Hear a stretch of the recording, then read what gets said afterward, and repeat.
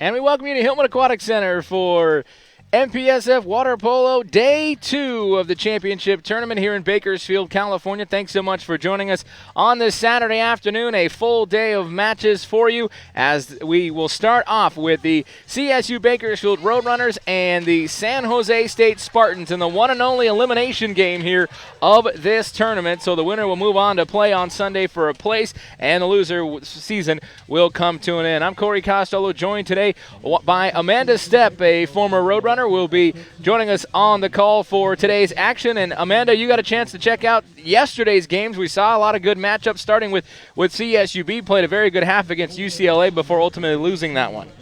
Yeah, it was a really good half. I was impressed with the effort from both teams. Obviously, UCLA was able to bring it out for the win, but I thought Cal State Bakersfield had a lot of heart and was able to show some of their strengths. So I'm looking forward to both matchups today, and you know, water polo is the best sport ever, so this should be a fun day. There you go. Well, the San Jose State Spartans as well coming in after their loss to second-ranked UCLA third-ranked Stanford yesterday, a 10-6 win for Stanford. San Jose State, though, showed a couple areas, especially in the third and fourth periods, where they pulled close within Stanford, but then the Cardinal able to close it out with a couple late barrage of goals to seal up the victory. But San Jose State definitely a team that expects. I think they probably think they have a shot, expect to win this one here today. But they played well against Stanford, as did CSUB against UCLA yesterday. So I think both these teams makes it for a very interesting matchup here to open up day 2 of this tournament.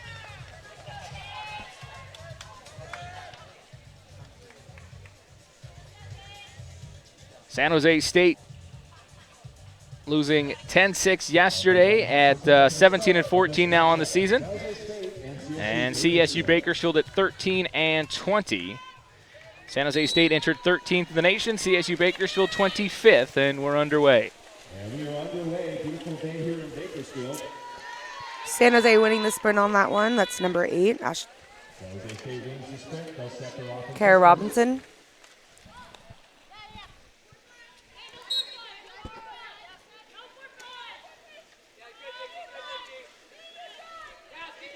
Ball's at 4, ball's at 5.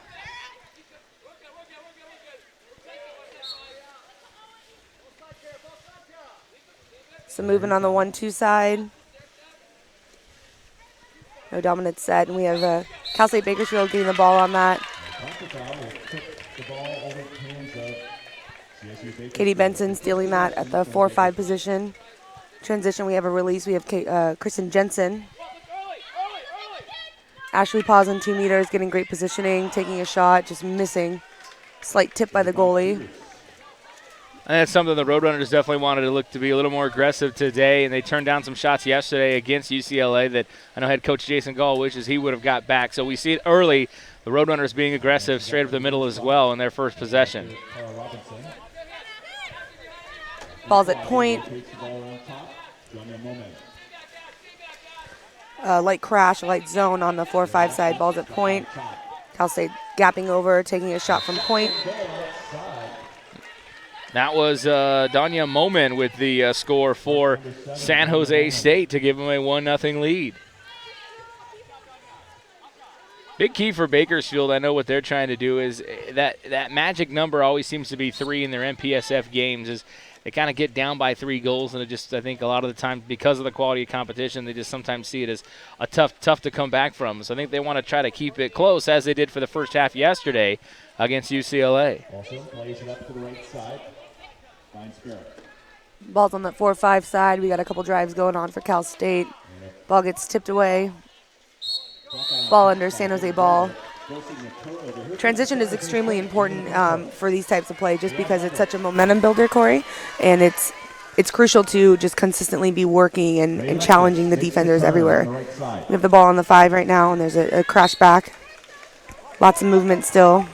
Open positionings up at the point. Ream doing a nice job for Bakersfield there, because it was a pretty good opportunity for Leknes. Goes down to 2-meter area. Ordinary foul. Seems to be a soft zone from Cal State Bakersfield. Lob from 5. So that will be Start number 2 with the goal. McKenna Yates with the score. Be on the lookout, by the way, for Ray Leckness. Leckness needs 1 goal to tie the all-time NPSF record and 2 to break the record for San Jose State. It's going to be an exciting moment when that goal actually happens. So 2-0 San Jose State. San Jose State with the steal.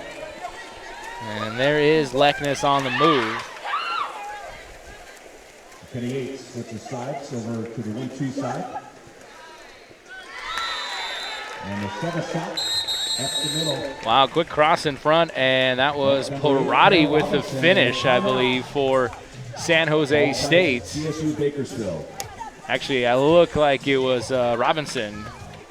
And timeout for CSUB as Jason Gall wants to talk it over. Already a 3-0 lead for San Jose State.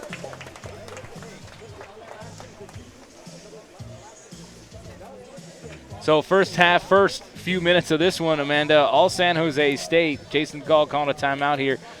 Just really looking at this one, what does CSUB need to sort of adjust here early on, because San Jose State has kind of jumped out all over them.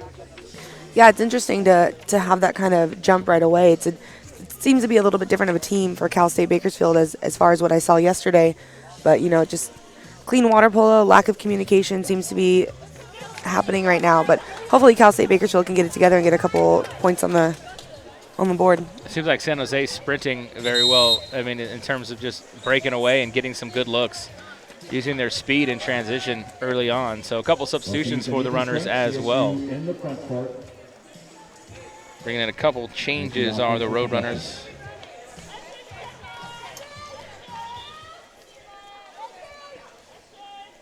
So timeout play. Let's see what kind of action the Roadrunners can work up right now. Ball goes to 5. Some movement from the 4 position. Ball goes down inside to the 2-meter. Exclusion earned. Nikki DeLeon. Number 6. These are the opportunities that Bakersfield needs to take advantage of, for sure. Very heavy on that foul there. On top is 6-on-5 advantage for Cal State Bakersfield, moving the ball around, stepping into the defenders. It looks like San Jose is just up in the lanes everywhere. Shot attempt by Katie Benson. And the save by Taylor Peters. So both teams going. Peters with a nice save for San Jose State. They had an injury to a goalkeeper yesterday as well, so Peters stepping in a bit for the Spartans. 2 meters, tip out. Nice tip by Wallstrom. Wallstrom had a good game yesterday against UCLA. Had a lot of good saves to keep that match very close for most of the morning yesterday. So much physicality and pressure out on the perimeter. You can see that Cal State is just kind of everywhere. We have a crash back. Courtney Wallstrom with the steal there. Let's see what kind of movement we can get in the transition. Quick release on the right side. Counterattacks on the cross. Let's see if we can create any movement on the 1-2 side. Nikki DeLeon. Being guarded by Carla Robinson. Ball dances up the right side to Hilbert. Up pick on the 1-2 side. To DeLeon. Lots of exposures going on, but they're not calling it. Entry pass. Shot attempt. And the counter ball comes in for Taylor Peters. There being scrummed with, and so that's an offensive turnover. They weren't letting her swim, so it's clearly obvious that Nicola was trying to swim, and the 2-meter defender had her arms up, but wasn't letting her go. So ball goes up top. Very heavy perimeter press. When that happens, Corey, when the defenders are very heavy, you want to consistently be moving because it's harder to pull your hands up on that drive, and so typically the defense gets called for that. Very physical San Jose State early. Turn. Nicola Barrett got the turn. Took a quick shot. She didn't hear the 6-on-5 exclusion. Advantage for Bakersfield. Ball's at 6. Let's see if they can get something created.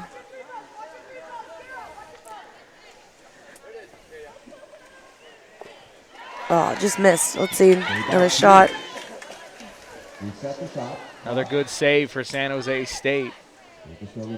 5 on 4. Finally able to put that away. A nice 4-2 pop on the 6 on 5. Good high-low there. Trying to tell who that was. Looks like their cap came off at some point. Jada. There you go. Well, Jada Helberg with the score for CSU Bakersfield. She missed it the first time, but they gave it back to her, and she rocked it out.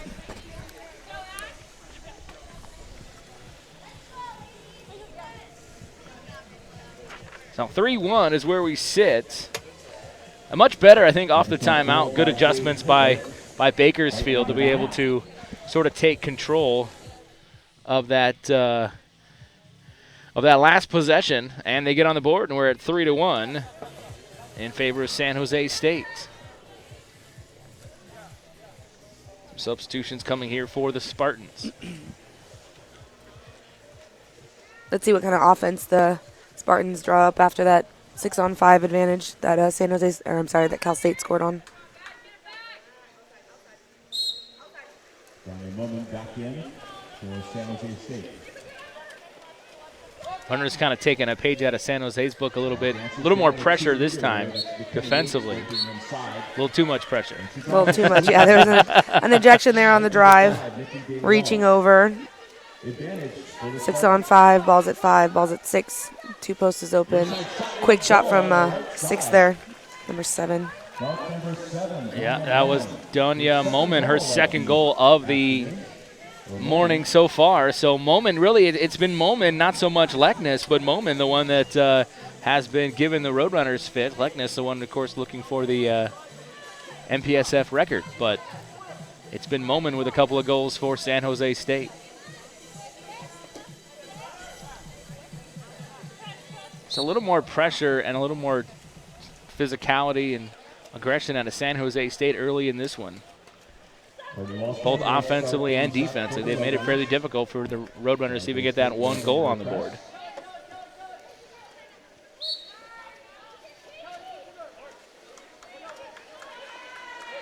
Getting the ball into 2 meters there, no call. LeBeau able to take that away for San Jose State.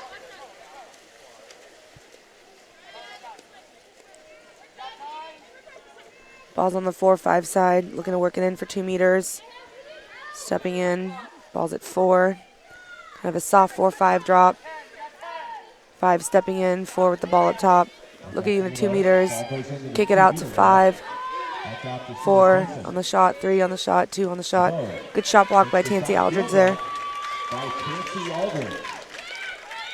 They were looking to try to set up Leknes, but the runners did a nice job to be able to knock that away and force it outside.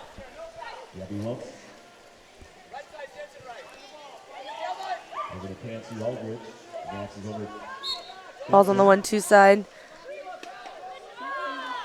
Not paying attention on the pass. Ball's at the 1. No foul. Some pick moving on in 2 meters, switching out defenders. Stepping in from the 2. Ball's at 1. Lob shot over the goal. New ball coming in. Saw that pass there that sort of Bakersfield got back, but that was an issue for them in the second half yesterday against UCLA. I think of 5 possessions in the third period, they had 4 turnovers.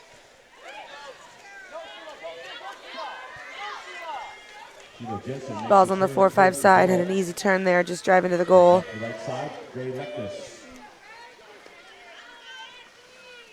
Runners not letting Leknes get free. Ball up top.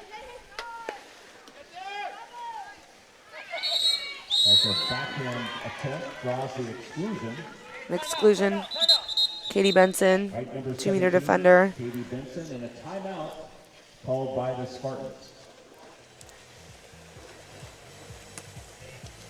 So we'll have a timeout called here by San Jose State, and we will step away and come back with more action here in the second round of the MPSF tournament here on the Roadrunner Sports Network.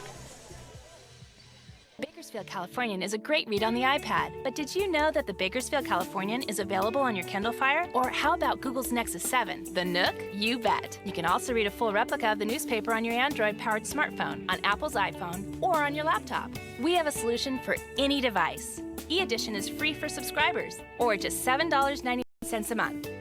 The Bakersfield Californian. We're everywhere and anytime. Subscribe today. Bakersfield.com. This is Corey Costello, host of Roadrunner Rundown, live Tuesdays 10 to 11 a.m. on Bakersfield.com and on demand at GoRunners.com. Each week we hear from the newsmakers, coaches, and student athletes of CSU Athletics. Oh, and we have a whole lot of fun, too. This isn't your traditional program. Nope.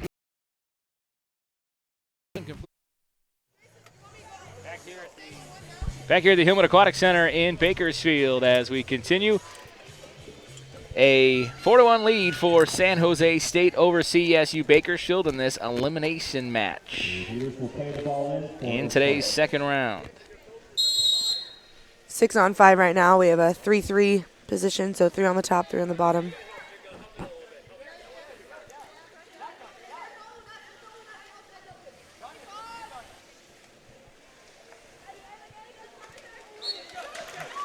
That one just tipped to the last one. I think Cassandra Ream got a hand on it for Bakersfield to tip that one away. And the Roadrunners, again, doing a nice job just trying to steal off Ray Leckness, knowing she is the main threat for San Jose State.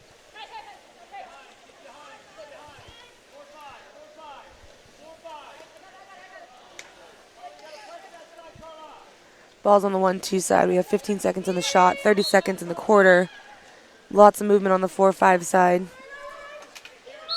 Working for 2 meters, a foul on the perimeter.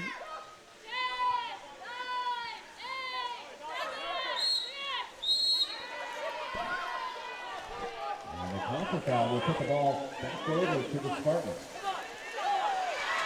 In transition there, Courtney Wallstrom coming out. Comes all the way up to play on the ball. 5 meters, so the goalie's not allowed to put the ball under like that. That's going to be a penalty against her. So it's going to be a 5-meter shot. Leckness with a chance to tie the all-time MPSF record here with this shot. And she will get it for San Jose State. Makes the penalty shot number 95 for Ray Leckness for the season.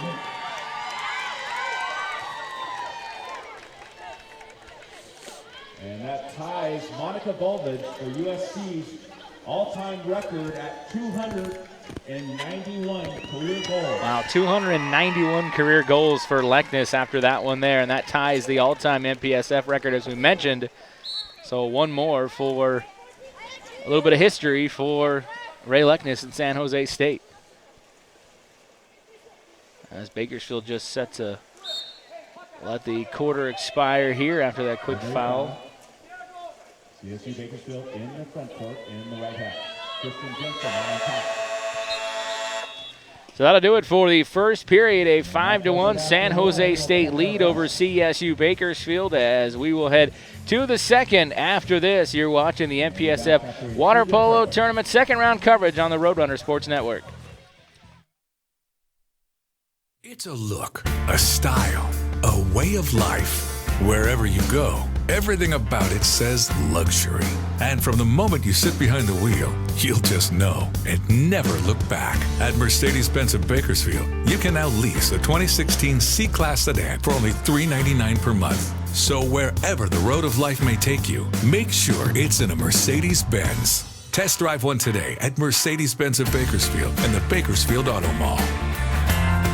Spring is here, and that means it's time for the CSUB Barbecue. The CSUB Athletics Department is firing up the grill on Thursday, May 12th from 5:30 to 9 in the Accardo Center. Don't miss a night filled with great food, great music, and great fun. Gather up your friends and get your tickets today at select Vons and Albertsons locations and all Mexicali and Lengthwise locations, or get tickets online at ValleyTix. The 44th Annual CSUB Barbecue, Thursday, May 12th in the Accardo Center. We'll see you there.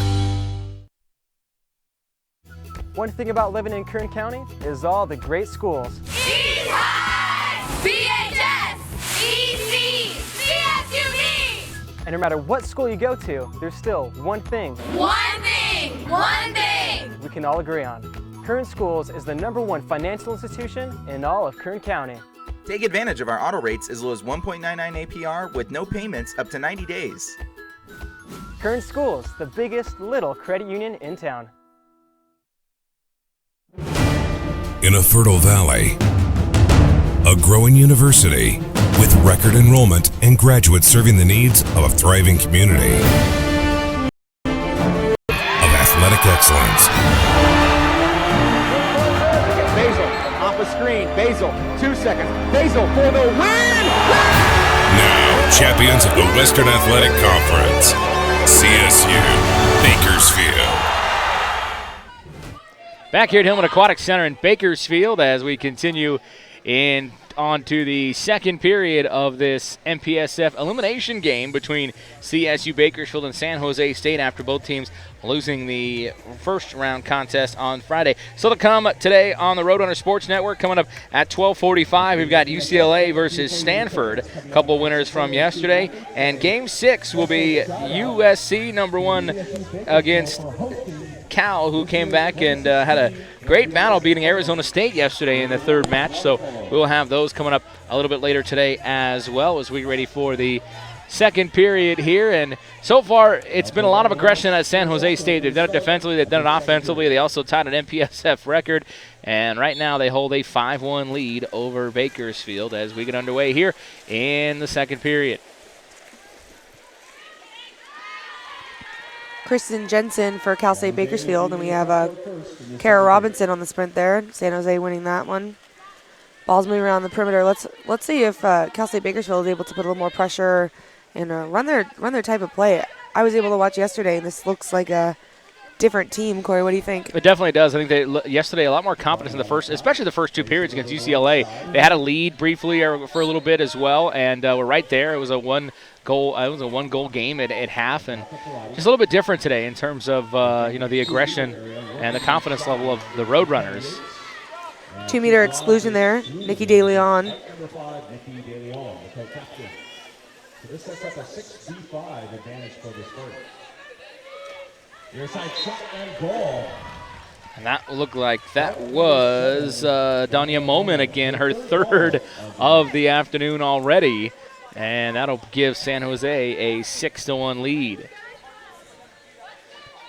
The exclusion definitely didn't help the Roadrunners there, and they're trying to.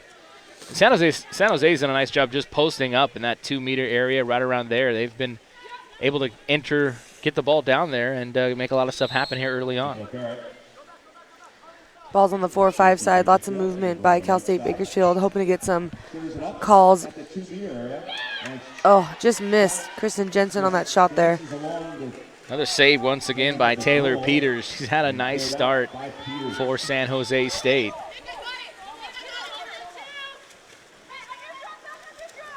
Ball's on the 4-5 side. Lots of movement, lots of aggression. Let's see if there's any ejections called on this transition. Heavy hands, like I was telling you, Corey, heavy hands on the perimeter. If you're not showing your separation when they're starting to drive, that's where the ejections come in. Lots of kicks in the transition too. I don't know if you've seen that. Yeah, I can see Barrett and Leckness getting tied up a little bit.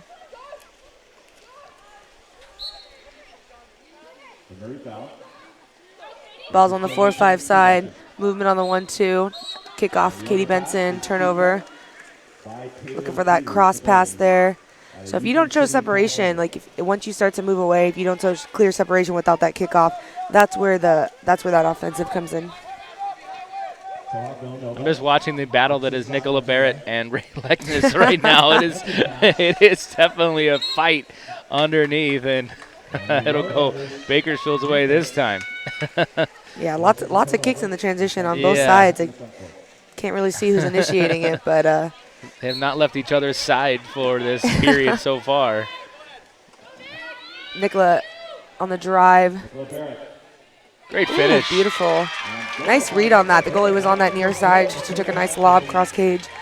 Those kind of shots are fun to take, but as a goalie, they're hard to defend. You want to make sure you're getting that near side, but that cross cage lob is in. So Barrett's going to pick up the goal for Bakersfield, and it will be her second of the tournament. She got the first yesterday for CSUB. And a 6v5, that's her first even goal of the tournament.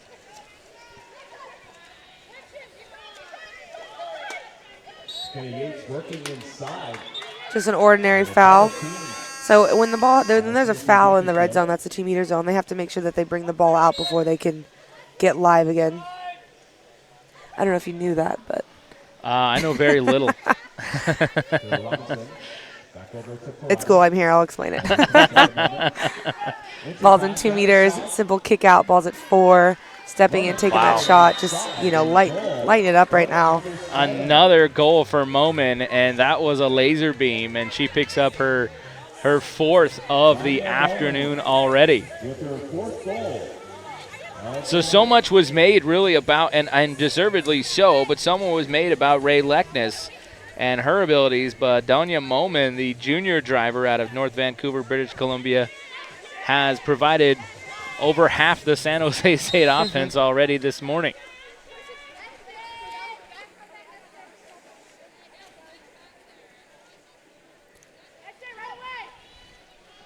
So 7-2, San Jose State on top. Back out to Helberg.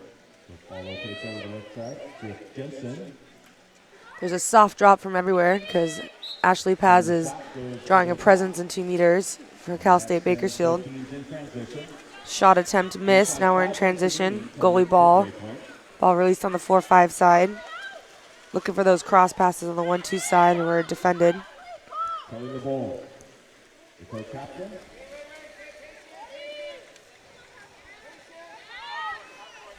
Karate with the entry pass. And it's Wallstrom out on the steal there. Takes the play on the ball.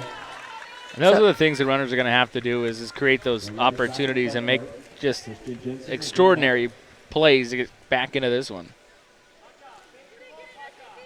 Just need to keep it simple. When you start focusing on way too much, you forget about just the simplicity of the play. 2-meter opportunity, no call there. It was a nice clean possession and turn. Some physicality on the defender there, but nothing called. Ball's on the 1-2 side on a counterattack. Robinson brings it up into the front court for San Jose State.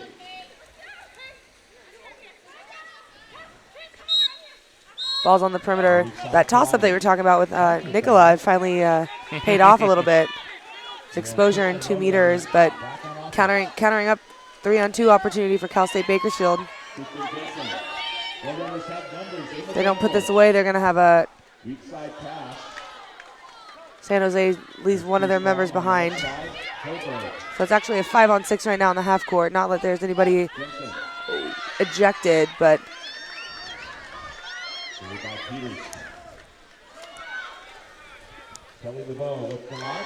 Wow, what a great setup for San Jose State. I guess it all paid off to leave that one back.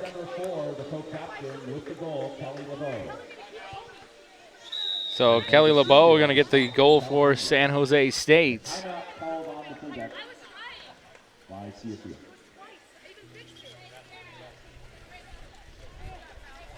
So a timeout here for CSUB. Make that 8-2. San Jose State on top, and we'll be back on the Roadrunner Sports Network.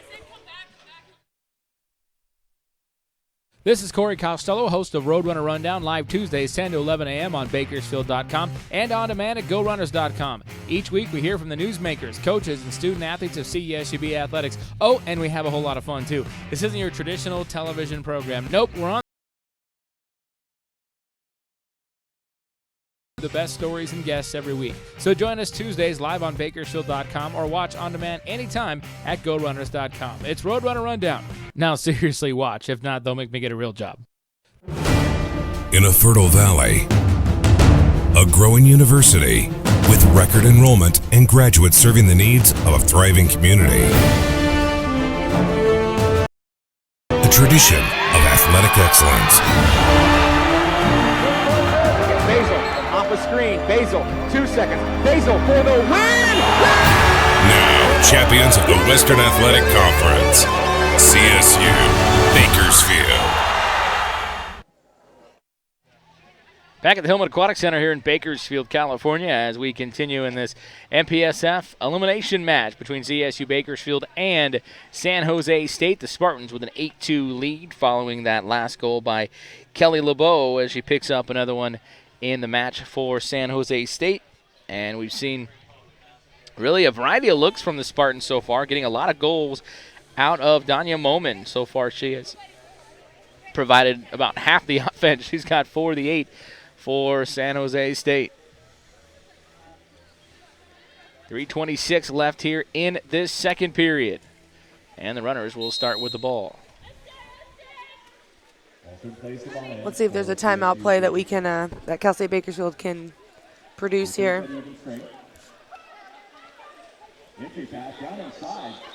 Ashley Paz on the goal there, working the ball at 1-2. Simple entry pass, a right-handed step out / sweep. And that's just Paz's second goal of the tournament. Kind of surprisingly quiet yesterday. Just one against UCLA. Obviously the Bruins very good defensively, but she picks up her second goal of the tournament to make it 8-3. Also tapped by CSU Bakersfield, 3 players, 3 goals. Runners have spread the scoring out a bit as well. 3 different players with goals in this one. If Cal State Bakersfield is able to get these steals like they are, they're, like I was saying earlier, they have a lot of heart. So if they can get some of these goals and put some of these transition opportunities away, you know, can make it a closer game.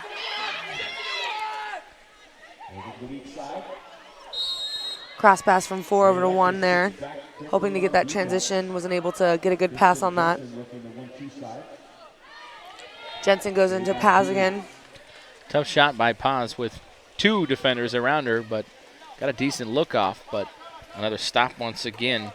She was just hoping that shot would work again because she just, you know, she just took that shot.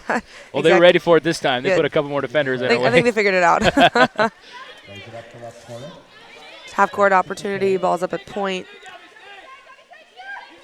So shooting from the point position right there with nobody on you is known to be one of the easier shot selections. So it's actually not one of the priorities to have on offense, being able to step in and take that shot. But they keep letting that point position be open. So I think they're trying to pick their poison because San Jose State did a lot of damage closer to the goal early in the match. So the runners are kind of prioritizing that.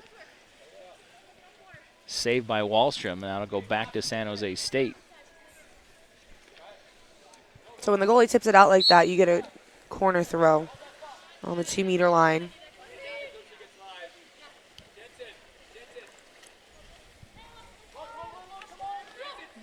There's a pick going on in 2 meters, lots of grabbing going on as well.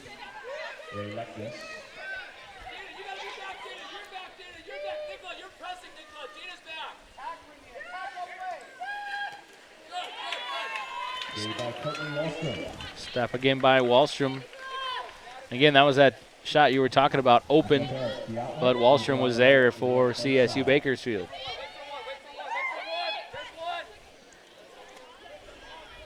Look at that cross pass again from the 4 over to 1. Cal State Bakersfield really likes that cross pass opportunity. Not able to put it away right now. San Jose is just keeping an eye on that ball. Let's see a cross pass right now.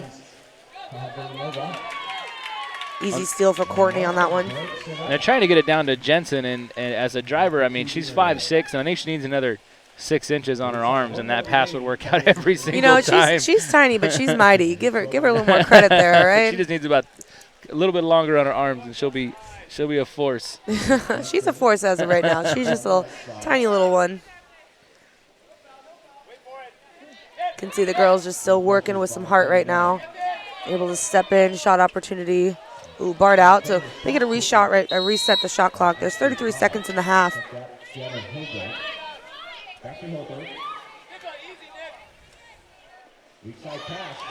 Chancey Aldridge there, that cross pass that I was just talking about, they were able to capitalize that. An easy finish. The defender was out of position, it looked like, so she wasn't able to block it there. Goalie relying on that shot blocker, not able to stop. But, you know, those cross passes are hard to defend because the goalie and the defenders are set up on one side, so that cross pass is a quick shot, quick pass and a quick shot. So Bakersfield's picked up 2 since the timeout.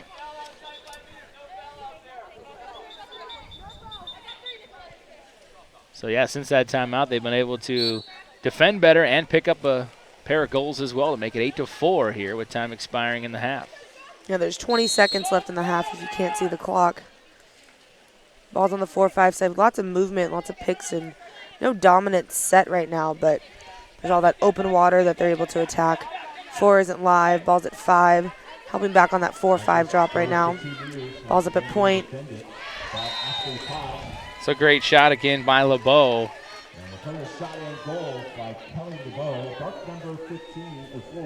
Those rebuttal shots like that are, you need to make sure that you're getting a little bit more for Cal State Bakersfield. You're putting those shot opportunities away. I mean, if you score and then they score, it kind of cancels it out. Yeah, exactly. That was the one goal they've given up since I was waiting for the San Jose substitution in the final 6 here.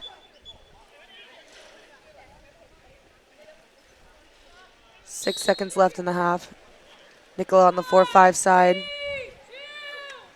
Oh, tip out.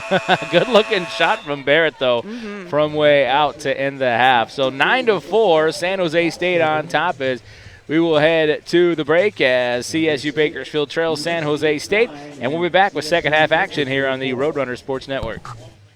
The Roadrunner Scholarship Fund creates educational opportunities for over 300 student athletes at CSUB. By becoming a member and donating to the Roadrunner Scholarship Fund, you're not only helping the Roadrunners fund the scholarship needs of our teams, you're investing in the future.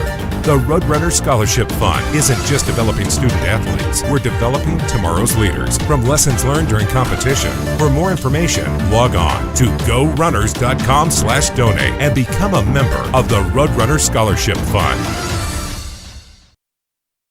At Roundtable, flavor begins here on our family-run farms, then in our restaurants where dough is rolled fresh each morning, our zesty tomato sauce is stirred, our 3-cheese blend is lovingly spread, where fresh veggies are sliced, top-quality toppings are baked to perfection, with no fillers, no compromises, and a legendary pizza like our King Arthur Supreme is made for you. All because at Roundtable, we know that if we didn't, you'd taste the difference. Honest. Roundtable, the last honest pizza. At Roundtable.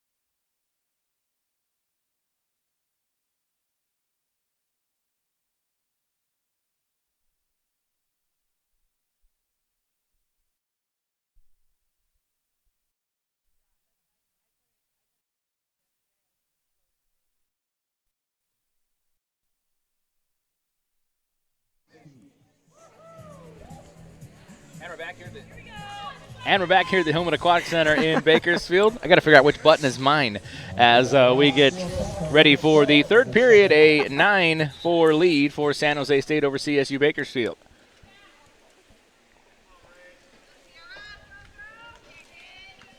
Donia Moman with the majority of the scoring for the Spartans, already 4 goals for San Jose State. Look at that first half summaries. Well, 15 shots for Bakersfield. 14 for San Jose State. Interesting number there. The runners actually out shooting the Spartans as they've switched sides here for the second half. San Jose winning the sprint on that one. Ball's on the 1-2 side. Nice little press movement and the point driving through. Like I was saying earlier, there was no dominant set, but it seems that they're working and driving in and clearing out and driving in and clearing out. 10 seconds left on the shot clock. You can hear the goalie counting. Pressing the edges on their defense.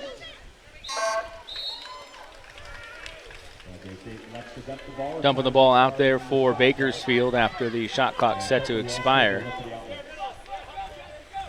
Moman, Yates, Robinson, Leknes, and LeBeau all scoring for San Jose State in that first half. Shot attempt by Cassandra there.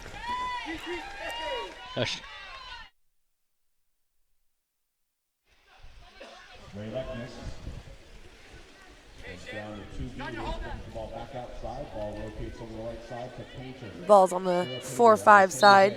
Some drives and picks going in 2 meters there. No activity on the 1-2 side. Cal State going into a 4 drop. 7-6-5-4 in the shot clock. Shot attempt. Hit the bar on that one. Courtney now has the ball in the goal. See if there's any transition movement. I don't know if you noticed in the first half, like I was saying, a lot of transition and cutoff and creativity happens when you're just transitioning, and it seems to be like it's died down just a little bit. Nikki DeLeon on that shot attempt. And now an exclusion.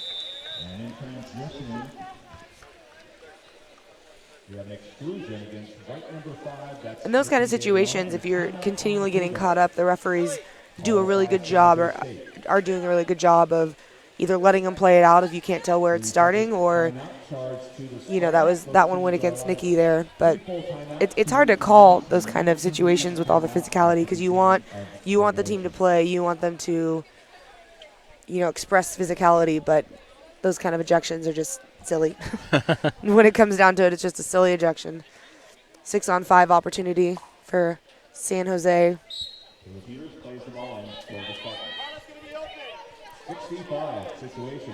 Ball's on the 1.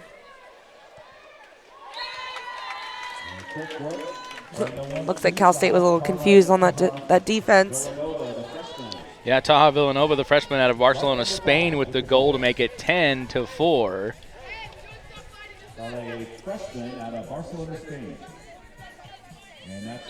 Just one simple play at a time. When you focus, in my opinion, for my coaching experience, when you focus on just one player, you forget the whole essence of a half court. But if you're able to just take a step back and run the simplicity of the play, heavy 2-meter over her head, 2 meters there. If you just run the play and keeping it simple, it's easy to see good water polo. And this high level of polo, you're able to see a lot of that. Very heavy steal and 2-meter defense there. Shot attempt, a quick backhand out of 2 meters.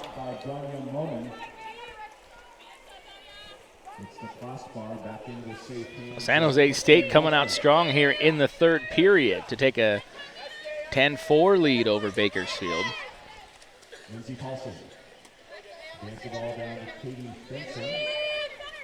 2-meter presence for Cal State Bakersfield. San Jose's running a soft drop. That one wasn't going to fly. When the 2-meter defender has a hand down and the 2-meter offense is trying to step out, if you don't show your hands, then it's going to be an exclusion like that was. So now a 6-on-5 opportunity. It's so important to have clean passes and safe passes, but that was a little sloppy, and San Jose was able to get an easy tip and a counterattack. Yeah, great play by Villanova, who just scored a goal and now comes up big on defense as she Wow, nice block. Wallstrom blocks a shot from Moman, who was looking for her 5th goal. Looking for that quick shot. Lekness missing out wide for what would have been her MPSF career record goal. I don't know if you noticed, but that was a skim shot. So there's skip shots, hard shots, lob shots, but that was just a skim on the top of the water. Those are really hard for goalies to block.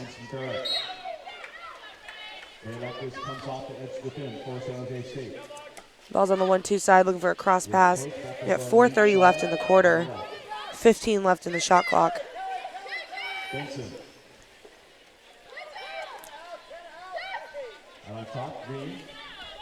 5, 4, 3. Inside 5 meters. So if you get a foul inside 5 meters, you can't take the shot. If you get a foul outside of 5 meters, you can actually take the shot right away. An all-one motion. And runners couldn't do anything there with the shot clock expiring. Just look a little confused. Mm-hmm.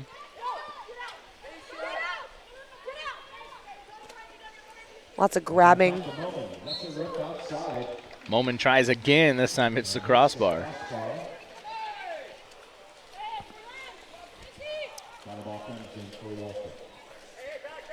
Ball's on the 4-5 side.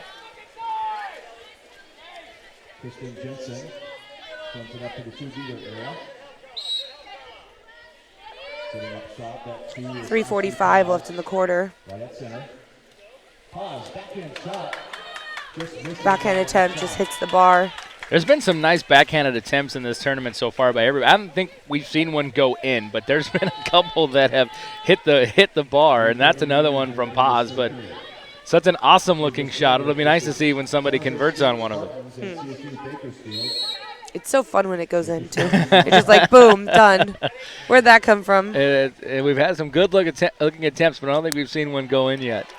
Kristen Jensen on the steal there, just looking for the ball, finding the ball.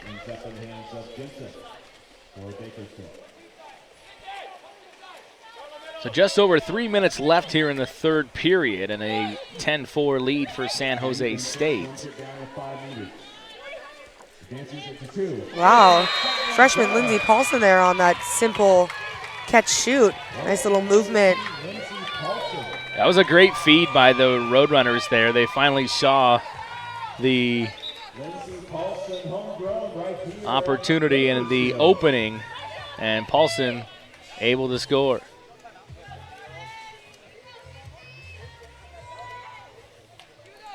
She's actually from Bakersfield. She played on the club team here in town, so it's nice to see her getting in and getting an opportunity, let alone a goal, so yay.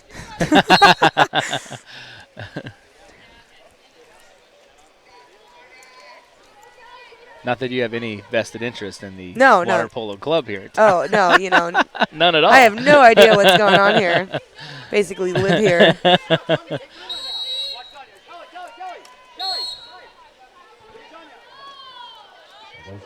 Easy containing 2-meter defense there. So the 2-meter, that type of defensive play is awesome because you just want to contain the defense and you don't want to make an aggressive move. If you go for what I call the scoop, it's up to the referee to think that if you're impeding. But that was an easy contain and nice little shot block.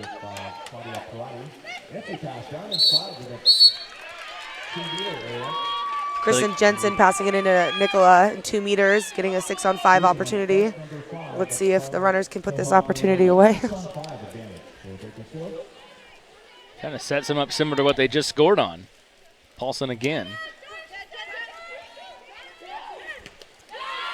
Nice stop, though, by Peters.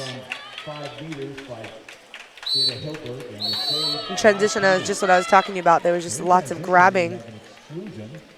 So as a turnover, we have 1:57 left in the quarter. Now the foul happened around half tank, so they need to pass the ball around there.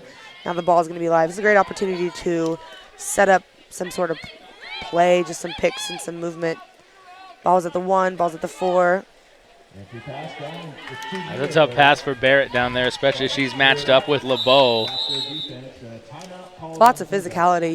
You can see that the runners either aren't used to it or basically aren't used to it. You're getting a little tired.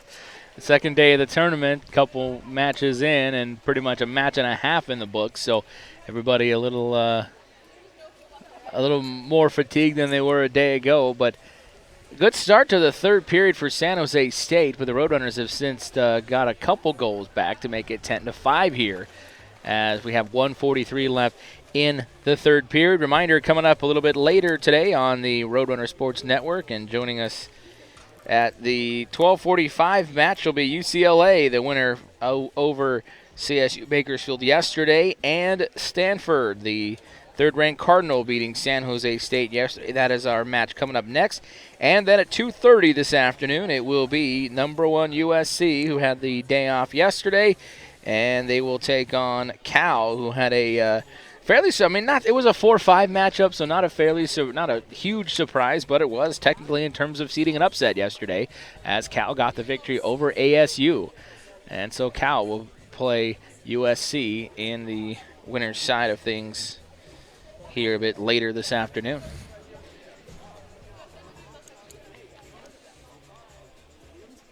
Tight match yesterday as well with Cal and ASU. Cal getting a couple late goals in what was a tied game late in the fourth period, but Cal able to set themselves apart with a couple of late scores, and that was the difference in that one. So they got those goals on the 6-on-5 opportunities, right? So crucial. It's so crucial for those types of shots, especially late in a close game like that. First off, getting the ejections and the opportunities to attack a 6-on-5, and then putting them away is just crucial. Because what was this? It was 3-3, I believe. I think the final right here, but it was 3-3 at one point. It was a 1-1 game for the majority of the match, and then towards that fourth period was crucial, and that's when their separation sort of occurred for Cal. But yeah, they got both got 2 in the fourth. It was a 4-3 final. Cal with the victory, and the goals coming. 4 of them coming in the fourth period. 2 for ASU, 2 for Cal. And Cal had the one in the third, which is pretty much a difference maker. So timeout play for San Jose, moving the ball on the perimeter. Cal State has a lot of pressure everywhere. 3-2 shot clock expired. We have 1:10 left in the quarter. Counterattack advantage on the 1-2 side. Runners up on the counter kind of everywhere. It's good to see them sprinting through to the end. Cross pass opportunity. There's a foul. Trying to find Jensen again. They put her back over there in that far corner where she was earlier.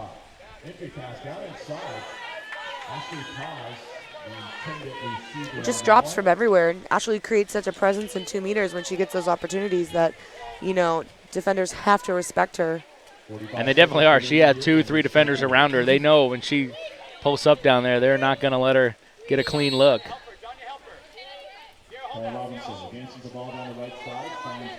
For any team, you need to make sure if you're seeing those droppers that you're able to see the open person, because if there's 3 people on one, somebody has to be open.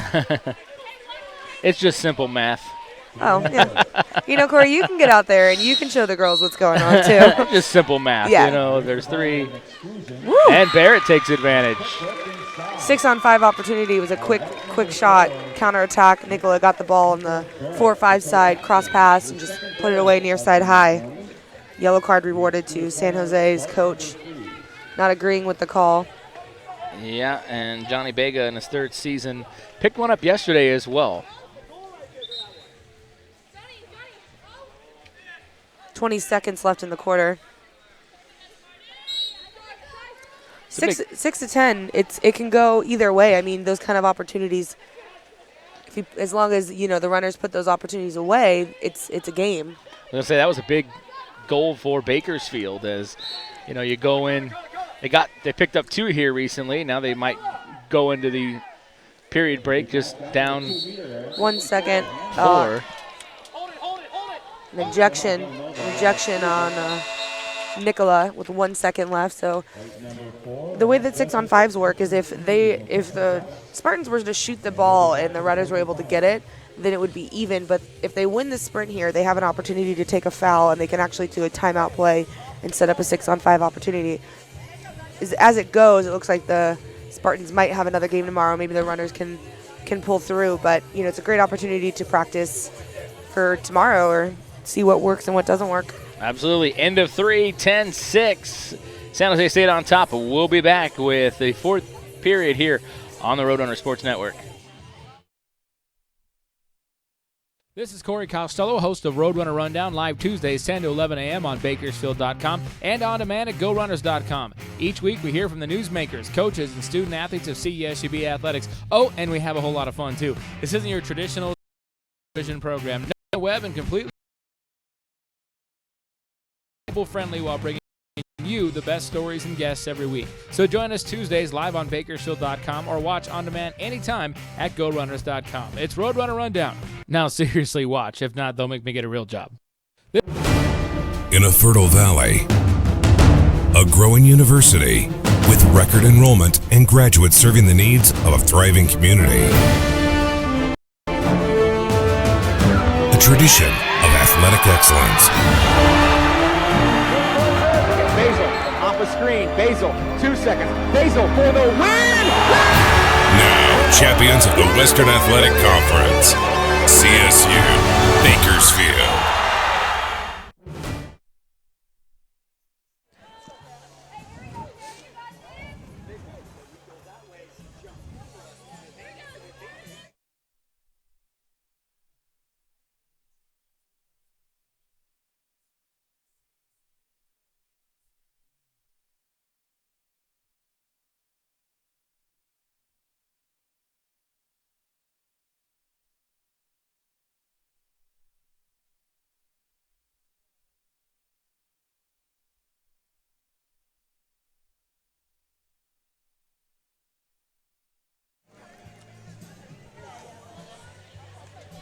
And welcome back here to the Hillman Aquatic Center in Bakersfield as we get ready for the fourth period. 10-6, San Jose State on top of CSU Bakersfield, but a little bit of life out of the Roadrunners into the last period. So what's kind of been the trend, though, in this match is San Jose State has taken that momentum right back at the beginning of each quarter. So it doesn't look like if the Spartans win the sprint, they're going to call a timeout. They're just going to push it through for a 6-on-5 opportunity. There's 19 seconds left on the power play.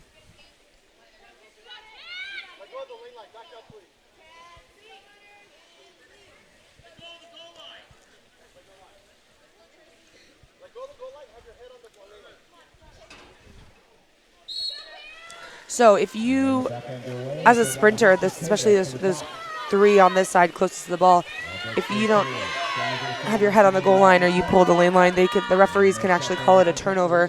You leave early, you pull on something. Nice save by Wallstrom.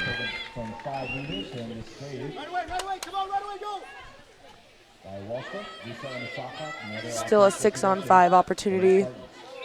Shot block, Tansy, Aldridge. Aldridge had a good match. She's been a little bit of everywhere. She has a goal to her credit. Good defensively as well for the Roadrunners, and they've needed that. She is everywhere. For sure.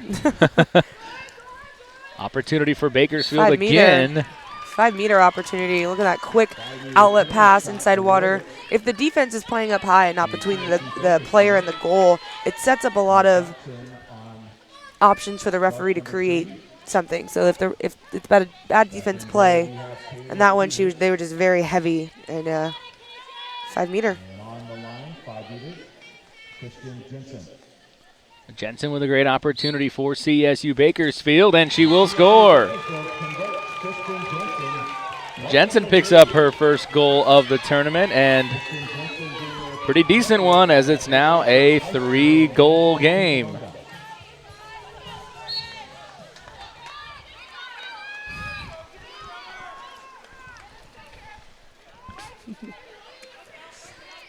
It's a 3-point game here. It can really go either way. The physicality is showing. Let's see what kind of creativity offense and defense can have here if San Jose wants to get more of a get some goal opportunities. But like I was saying earlier, and I'll say it all the time, this team has just so much heart. So being able to come out like that Tried to work it up to Aldridge and defended there by Moment. Attack on the one. Shot opportunity. Courtney just ate that up. That was awesome. Take that near side away and just not going to let it happen. That was a big stop there because that was a pretty open look for McKenna Yates. So there's 6:30 left in this quarter in this game, and there's any opportunity. Back on top to Wiltsey.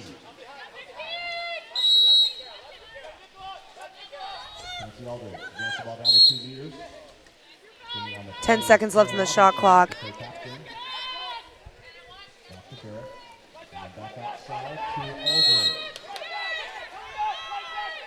7 on the shot clock here.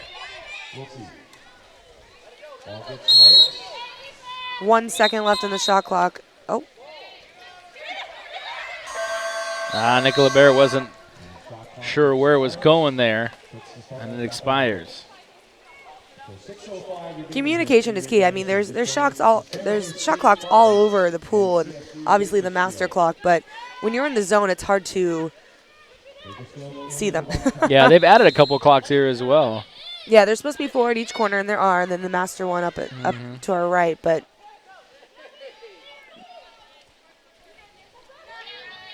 goalie looks like she's creeping out. Hard shot on the bar. Ooh, counterattack opportunity on the 1-2 side. Wallstrom's thinking about it, but I don't think she was sure on the pass. Yeah, ball control is extremely crucial in these type of opportunities.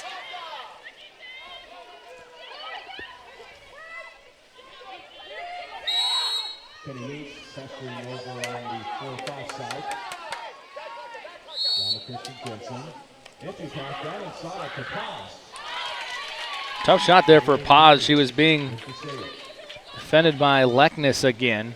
Lekness is, as much as we've talked about her offense, she's been very good defensively for San Jose State today, especially matched up with Ashley Paz.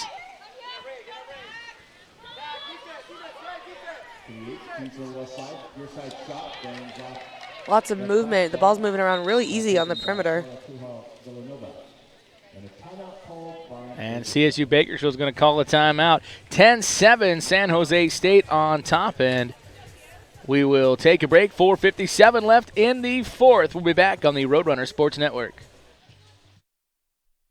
One thing about living in Kern County is all the great schools. East High! BHS!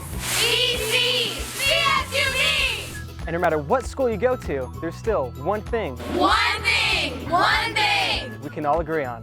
Kern Schools is the #1 financial institution in all of Kern County. Take advantage of our auto rates as low as 1.99 APR with no payments up to 90 days. Kern Schools, the biggest little credit union in town. In a fertile valley, a growing university with record enrollment and graduates serving the needs of a thriving community. The tradition of athletic excellence. Basil off a screen. Basil, 2 seconds. Basil for the win! Now, champions of the Western Athletic Conference, CSU Bakersfield.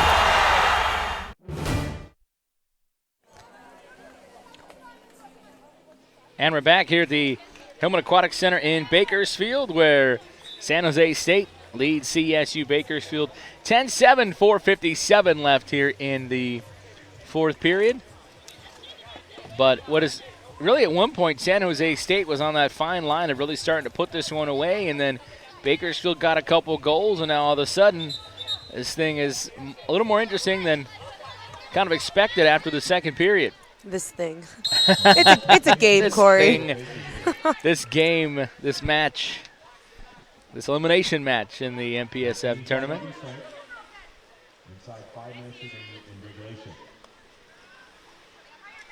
Looking for Paz, who's had trouble getting good shots up, but she'll score there. She was able to put that one away. Clean shot on the perimeter. She took that under pressure, just stepped out, and just a well-played shot. That'll be number 2 for Paz today, and uh-oh, this is a game, 10-8.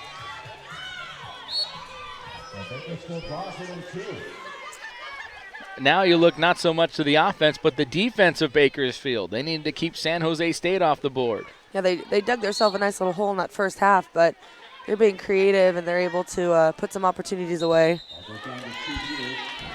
Ashley out on the drive there, just created contact on that entire drive, and San Jose was able to get that call. And they answer right back. And that one will go to Carla Toa Villanova, the freshman, again picking up her second goal of the afternoon. Big one for San Jose State. They get a little breathing room.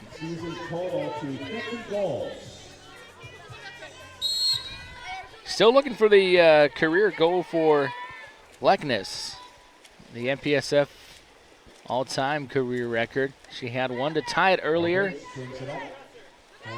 Been off the board since. It's 4 minutes and 5 seconds left in the game. For pause out there in that same spot, and then it'll be blocked. So I was telling you earlier, if you get a foul outside of 5, you can take that shot if it's a quick shot. But she hesitated. The referee called a turnover. And in transition, she got locked up with San Jose and has an ejection. That's the kind of stuff you want to look for as a team. If somebody, makes a mistake, basically, you want to make sure you're capitalizing on them because they're, mentally they're probably going to be upset about that opportunity. But San Jose was able to produce something in transition there. Coming in even. Ooh, nice field block by Tansy Aldridge. Yeah, she got there again just to get enough of that. I mean, it looked like Wallstrom was in good position near the post, but definitely helped. She didn't have to touch it because their defense was there for her. Nicola Barrett with a couple goals with possession now on the outside for the Roadrunners.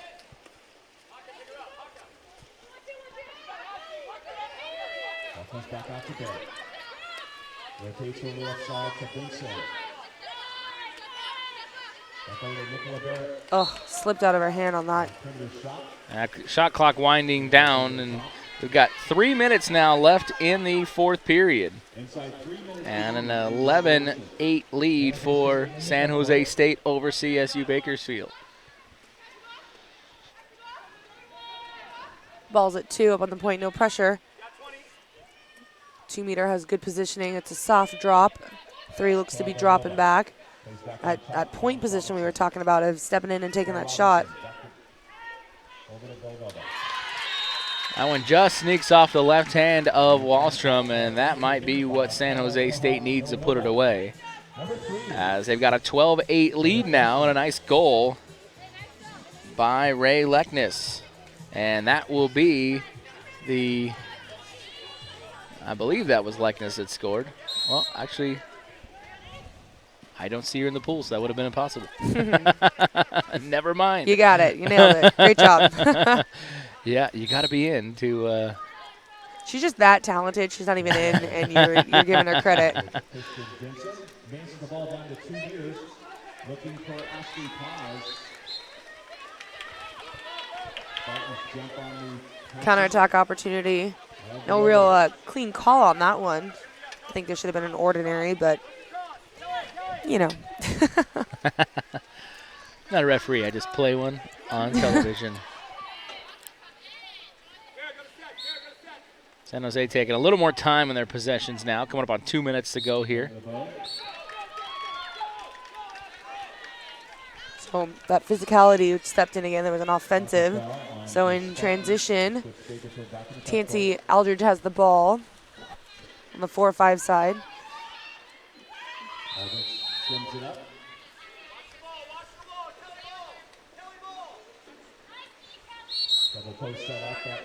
See if there's a shot taken here. A lob. Ooh, so close. That would have been pretty, though. It would have been. And she needed that kiss from the crossbar to help it in, and it just didn't get enough spin off the bottom half of that crossbar as it goes straight down. Doesn't break the plane. So 1:28 to go and a 12-8 lead for San Jose State.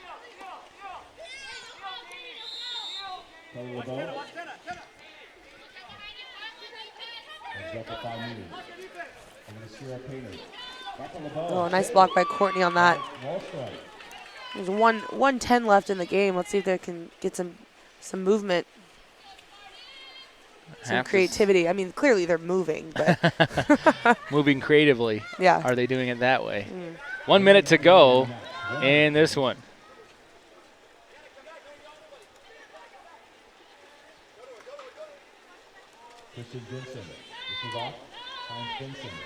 Oh, backhand. Pause again with that backhand. She tried. It's a hard shot to take when you're on the two post like that. It's a more setup for if you're on the other side because the shot opportunity is a little bit better. Ashley Paz, just a sophomore out of Upland, so CSU Bakersfield will have her for a few more seasons, and she's had a really promising year this season. And San Jose State wants to call a timeout. 27 seconds left in the game. There's 15 left in the shot clock. Spartans call a timeout. See if they want to set up a play that they can hopefully use tomorrow or, just a good practice. Well, this is a team, too. I mean, San Jose State, obviously Ray Leckness, Kelly Lebo, with a couple seniors on their squad, Brittany Crape as well, another senior. But they like CSU Bakersfield, fairly young. The Roadrunners on the other side of things. Their probably most valuable senior that they will be losing will be Nikki De Leon, who's been in the program for quite a few years at Montebello, and so she's been very productive. But again, a lot of these teams are going to have a good chunk of their squad back for next season. San Jose State, though, looks like they're going to prepare for that fifth-place matchup tomorrow. It'll be they will face the loser of they will face Arizona State actually for tomorrow's fifth-place game, as ASU lost yesterday to Cal in that game number 3. So it'll be San Jose State and ASU at 11 a.m. tomorrow morning. Stay tuned. UCLA and Stanford coming up. Oh, that's going to be fun. It'll be a very good one. I'm so excited. I love good water polo. Another shot taken. Counterattack. Let's see if we can finish with the goal here. 24 seconds left in the quarter. Oh, overpass.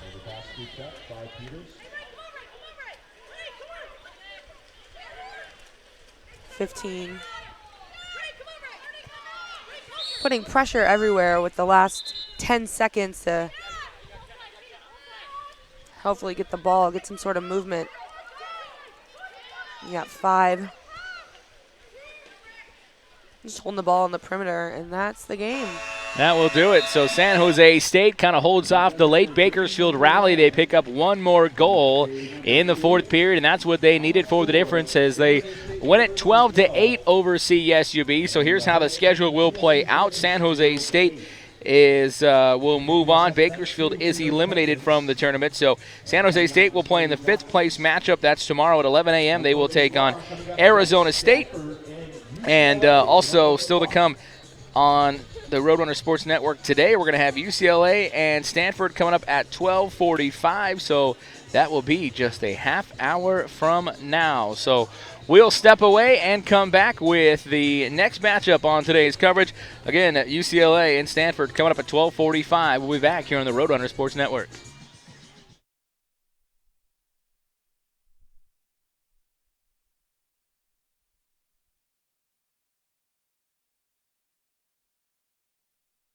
This is Corey Costello, host of Roadrunner Rundown, live Tuesdays 10 to 11 a.m. on Bakersfield.com and on demand at GoRunners.com. Each week we hear from the newsmakers, coaches, and student athletes of CSUB athletics. Oh, and we have a whole lot of fun, too. This isn't your traditional television program. Nope, we're on completely mobile friendly while bringing you the best stories and guests every week. So join us Tuesdays live on Bakersfield.com or watch on demand anytime at GoRunners.com. It's Roadrunner Rundown. Now seriously watch. If not, they'll make me get a real job. This is Hey, Jim. Hey, what's up, big man? I want to go faster. Pedal harder. Talking about our internet. Okay, no problem. I'm serious, dude. Hey, I'm serious too. We just increased your current internet speeds for free. Your Lightning internet just got faster. For free? You know it. What about me, Jim? I have Bright House. Yours too. That's what I'm talking about. And me? You have Bright House? No. Sorry to hear that. But have your parents call me. Okay. Hey, Jim. Hey, what's up?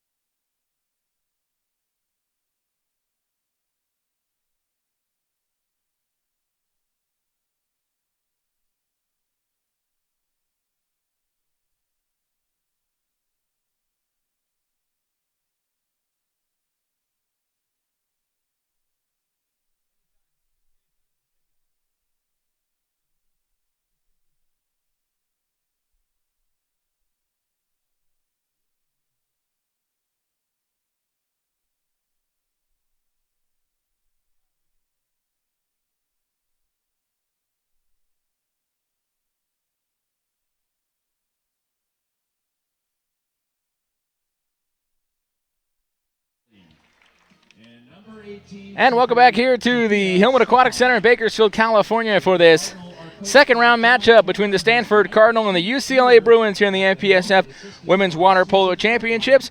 Corey Costello and Amanda step back with you as the Cardinals starters will be Julia Herman in goal, Danny Jakovic, the junior, getting the start as well. Gurpreet Sohi, the start. Jordan Rainey, number 8, Jamie Newshul, number 12, Shannon Cleary, Madison Berggren, the freshman driver, getting the start as well for Stanford. Meanwhile, for UCLA, Alex Musselman will be in goal. Ashley Swerner, number 6, getting the start, along with Devin Grab, number 8. Mackenzie Barr, the junior, getting the start, along with Kelsey O'Brien, number 11, the junior out of Santa Barbara. Alex Thielman, the redshirt junior, number 21, and number 23, Aubrey Monahan, getting the start for the Bruins in this one. Game number 2 for both of these teams, both coming off victories yesterday, and definitely a highly anticipated match, Amanda, as both teams had solid wins yesterday, and just kind of expecting just a great matchup between these two who come in as the number 2 and number 3 seeds overall in this tournament. Yeah, I'm really excited to see who comes out with the fact of who wants it. It's going to be a defensive game, and creativity on offense is going to be key, but that first goal is really going to set the tone. So we'll see how it goes. We'll see the physicality, if it was just like the Cal State Bakersfield game and the San Jose game, or it's just going to be some clean polo. I'm so excited. I told you that earlier. Yeah, you were very excited. That's why I led you with that question. You were pumped up about this matchup, and both coming off nice wins yesterday as well as they had the victories. It was Stanford with their win over San Jose State, and UCLA with their victory over CSU Bakersfield. So that was where it kind of set us up for today, where these teams come together for this crucial matchup, and we have the one team eliminated thus far, CSU Bakersfield, falling 12-8 to San Jose State in the elimination game. That was earlier a this morning. That was a good second half, at least. It was a very good second half, and it took San Jose State. They had to get one more goal at the end to kind of give them some breathing room, and they got it in that fourth period. UCLA a 10-3 win over CSU Bakersfield on Friday. It was a very close match. Matter of fact, it was 4-3 UCLA going into the half, but then the Bruins shutting the runners out the rest of the way as they scored 3 in the third and 3 in the fourth periods to win 10-3. And looking at some of the scores yesterday, Mackenzie Barr had one for UCLA, along with Lizette Roseblum and Devin Grab with goals. Ashley Swerner with a couple for UCLA as well. So look for Swerner definitely to be one of the key go-tos for this UCLA Bruins squad in this matchup this afternoon. UCLA comes in following week 15, or going into week 15, number 2 in the top 25. Stanford, number 3. So not only seeded that way in the tournament, ranked that way in the nationally as well.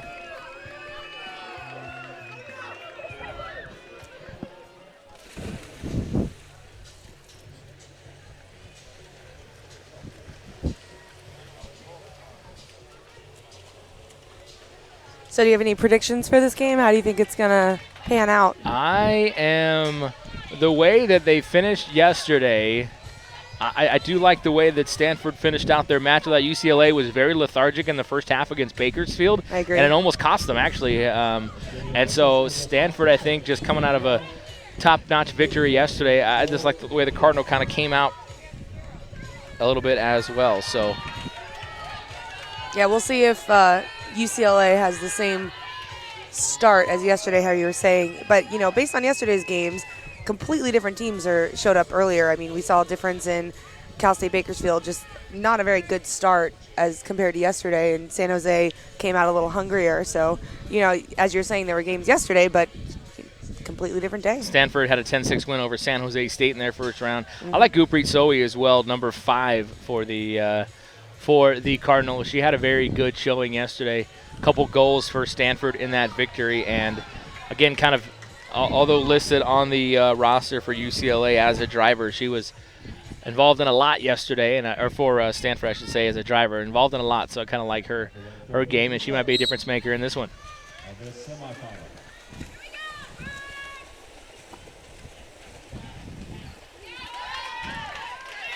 Madison sprinting for Stanford, winning the sprint on that.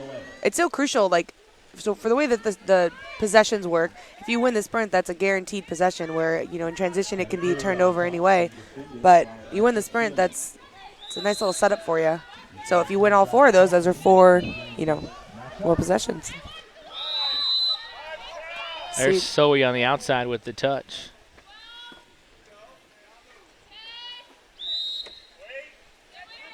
Pick and roll. Let's see that cross pass. Traditional Stanford moves. Ooh, physicality on that one. Lots of grabbing. Some picking in the backcourt. Some cutoffs. Look at that. Using every opportunity to gain momentum with the defense. UCLA does like putting the ball up the middle on their counterattacks. Normally teams put it on the right side. It's traditionally just the way that it works. But UCLA loves pushing the ball up in the middle. Moving the ball up on the perimeter. There's a soft 5 drop. 10 seconds left in the shot clock. 2 meters. Shot opportunity. Ooh, bar in. That was pretty. Look, it looks like Louise Hazel with the score for UCLA.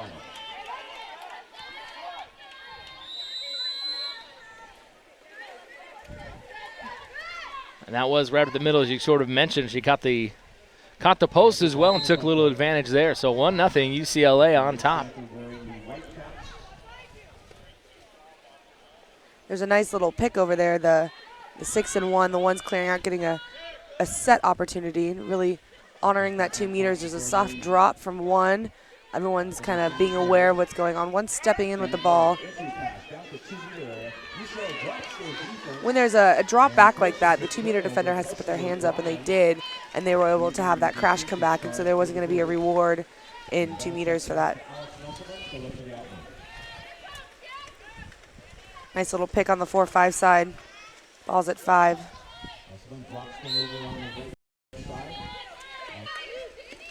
One of that backhand. Oh, there's that backhand you were talking about. I want to see one of those go in this tournament. We've had some good looks, and that was another one, a great attempt. But I just want to see one of those go in. She wanted that too, especially from our angle. I don't know if you're able to see that, but she just got all big-eyed and just wanted that ball and was setting up for that backhand. Good matchup in this one too. You have Devin Grab of UCLA, who was the Cap 7 Player of the Week last week in the MPSF, and then you have Kat Class of Stanford, who was the newcomer of the week, the Cap 7 newcomer of the week this past week as well. In the MPSF, so a matchup of a couple showcase players for sure for the Bruins and the Cardinal. Not fighting the ball. We get a steal at the 5. There's a counterattack. Look, ball up the middle again. Look at that. Letting him play. An ejection. 5:26 left in the quarter. And UCLA is not afraid to throw that pass. They threw it quite a bit yesterday as well. They'll throw it down. They'll try to get that long advantage like we saw right there as they tried to find it to bar. Yeah, it's easy to get the ball moving because defensively, if the ball's in the middle, you've got to go to that. And look at the grouping on UCLA. You talk about them being up the middle. Look how their entire setup right now. I mean, they are not working out. They're all set up almost inside of the posts offensively, and that one hits the post. Yeah, that was a very nice Stanford 5-on-6 defense, just staying in the zones, no knockdown craziness, just nice and controlled, structured water polo. I love seeing that. I told you about that. Love it when there's a plan and it comes together. Oh, geez. Lots of grabbing. We got 10 seconds left in the shot clock. Ball moving on the perimeter, working for that 2 meters. Quick shot. Oh, nope, 2 meters. Oh, try to kick it out. A lot of respect if you're running a drop like that. That just means the 2 meters is just a huge presence. And being at this level and able to seeing all the film, you're able to see what the strengths and weaknesses are for each team. And clearly their 2 meters is a strength. These two teams, by the way, UCLA sealed up the 2 seed in this tournament by beating Stanford in sudden victory overtime, 9-8 back at Stanford last week on April 23rd. So fresh in their minds if you're the Cardinal of that loss that you took at home just a week ago in sudden death. Lots of grabbing in the backcourt, pushing the ball up to the middle. Ball's at 4. Beautiful bar in.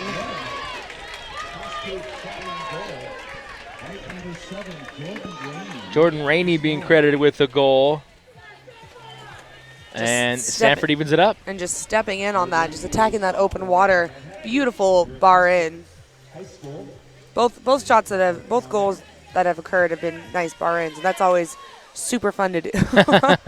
And so the sophomore is on the board for Stanford, and we got a 1-1 tie here. 3:38 to go in the first period.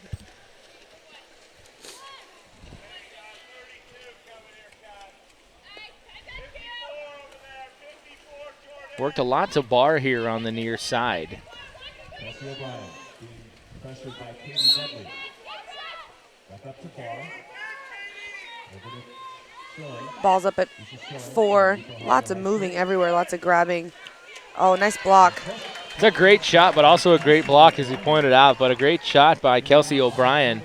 Just one motion accepting that pass and coming up with the shot, but a great save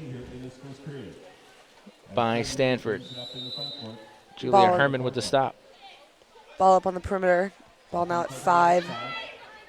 Looking for a pick and roll. Up pick over on the 1-2 side. Offensive with that pick that I just called out. You can grab people, but there's a limit where if the defense can't move, then it's going to be the turnover, and that's what the referees are looking for as well.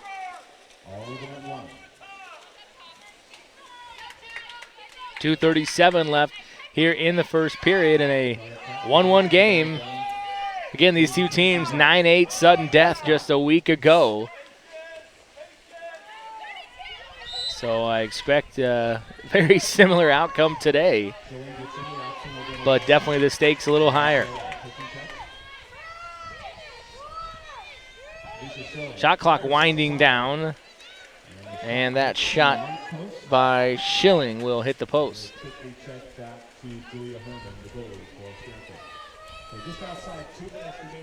Ball's on the 4-5 side. Stanford looking for that rollout like they always do. Ball's on the 1-2 side. Entry pass. 2 hands down for the 2-meter defense. It's an easy call to make. 6-on-5. Lob. Beautifully done. That was finished off by Jamie Neuschel, the junior out of Goleta, with the finish for Stanford. And she is the leading scorer. That is goal number 44 on the year for Neuschel. So 2-1 Stanford as they take their first lead of the match. When you get a 6-on-5 like that, you want to try to push it rather fast so the defense can't get set up. So being able to take that shot quickly and reading the goalie as far as taking that lob was just, it was pretty. You got 1:35 left in the quarter. Ball on the perimeter. Nice save by Musselman. That was a great lob that, I mean, she barely gets a fingertip on. That's going in if she doesn't touch it.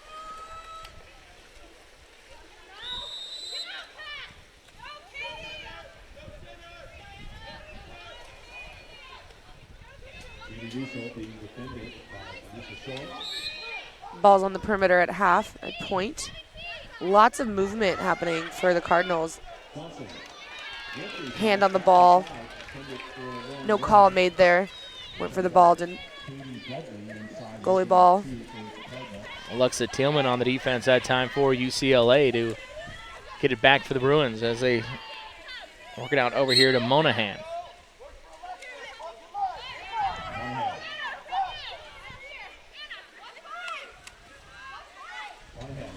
Nice strike by Monahan with the goal to even us up at 2 apiece. And Monahan picking up the score for UCLA.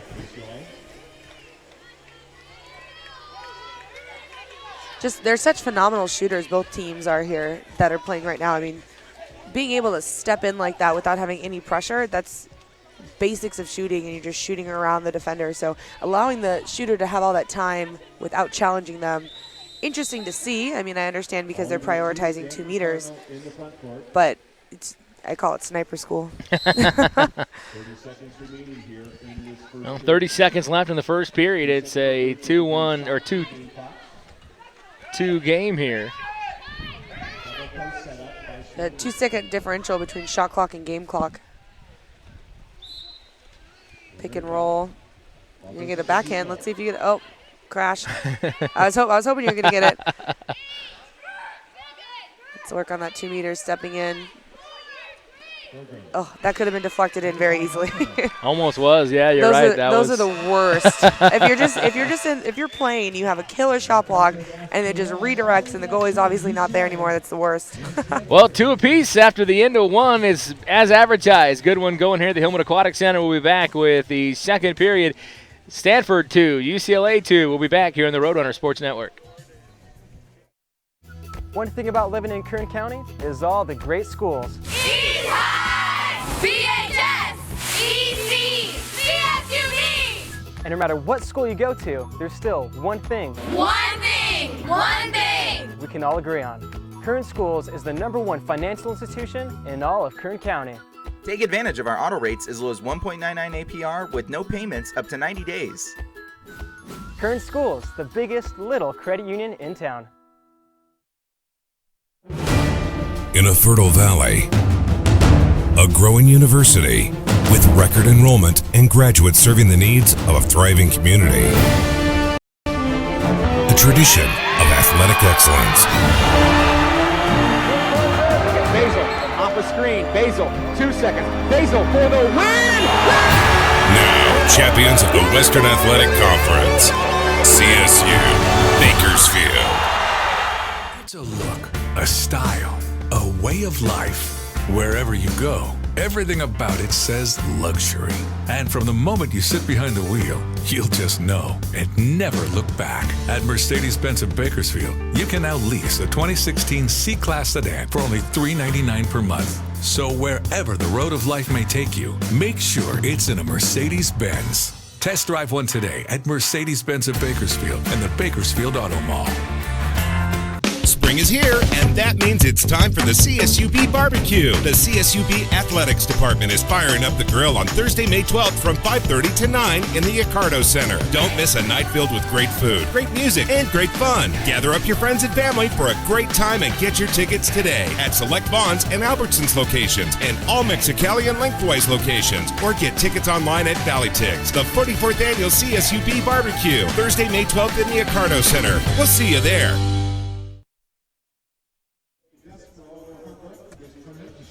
We're back at the Hillman Aquatic Center in Bakersfield, California for this MPSF second round matchup between the third-ranked Stanford Cardinal, the second-ranked UCLA Bruins, and a 2-2 match going thus far as we head to the second period. Julia Herman, 3 saves for Stanford in that first frame. Alex Musselman had 1 for UCLA as we get ready for second period action. But a fairly evenly matched first period, and each team seemed to respond rather quickly to the other team's goal and or lead. Madison sprinting for Stanford. It's like Kelsey sprinting for Bruins.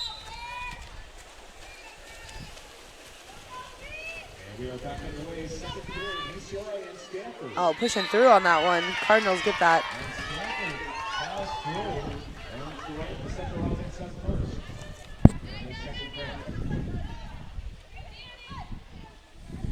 A nice sprint by Berggren.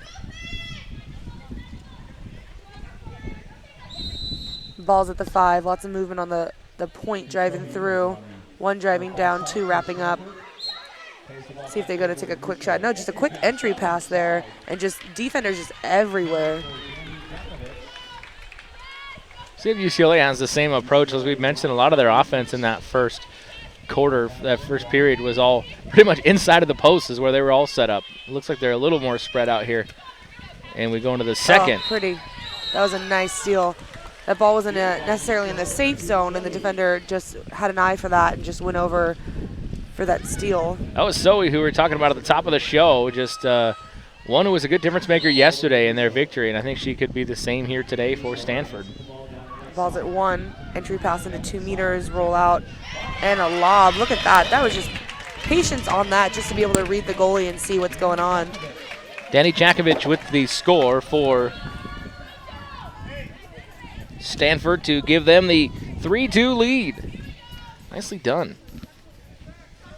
It wasn't a backhand like you wanted. Not yet. It's going to happen. We'll wait. We'll call a timeout, and we'll just be like. We need to spread the word around to the teams and say, look, Corey is looking for a backhand, so whoever does score it, you need to point up to the booth. Yeah, that'd be great. Say, that one's for you, big fella. Here's what you've been looking for the entire tournament. Oh, my gosh.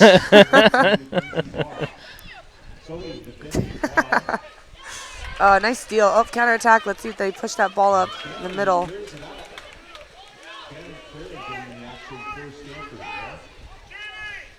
Ball's on the 4-5 side. They did not push that on the counterattack to pass that up there. If, ball control is extremely important. So if you fumble that, like that. No, like that. There you go. These are all new balls, too, so it's not like a question of grip. Yeah, a whole basket full of new Cap 7s for this tournament. I saw them earlier this week, and I wanted to get in and shoot.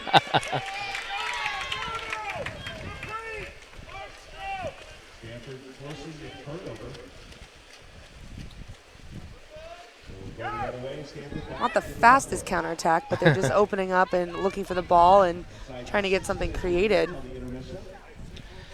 You got 5:45 left in the quarter, 15 on the shot clock. Pressuring Newshul, she'll finally get it back out to Berggren. Zoning helping back on that 3 and 5, just looking to help back. Point stepping in, 4 has the ball. There's 3, 2, shot attempt, a little high.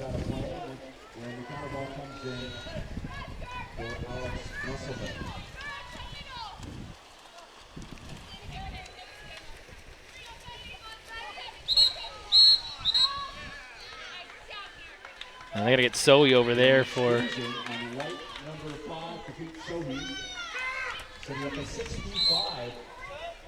Just that constant contact. They finally got caught up with that. It was a good call. Sometimes you just got to let them play, but, after a while, sometimes the ref just gets sick of it.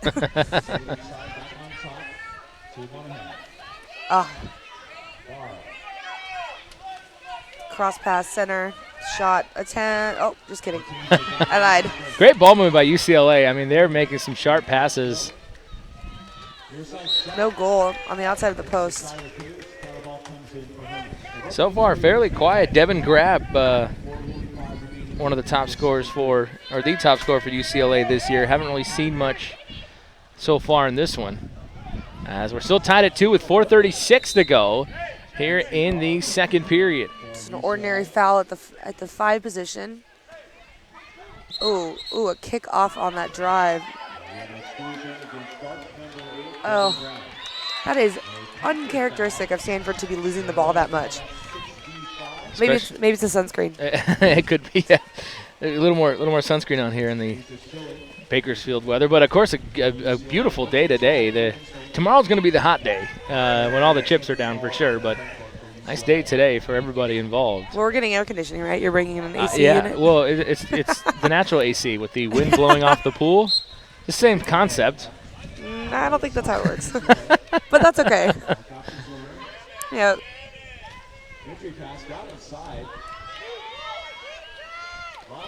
Nice save again. Nice little tip out. Herman just getting a fingertip on it. It's got to be so nerve-wracking for her. UCLA, again, pretty much set everybody up in between the bars there, in between the posts. It'd be so nerve-wracking to see everybody right in front of you. Oh, that was almost got for it. you. That was almost got it. I think she heard us. I'd rather take the great save by Musselman right there. By Herman right there. Maybe she didn't hear us. Maybe we should be a little louder so you can get that backhand. Yeah.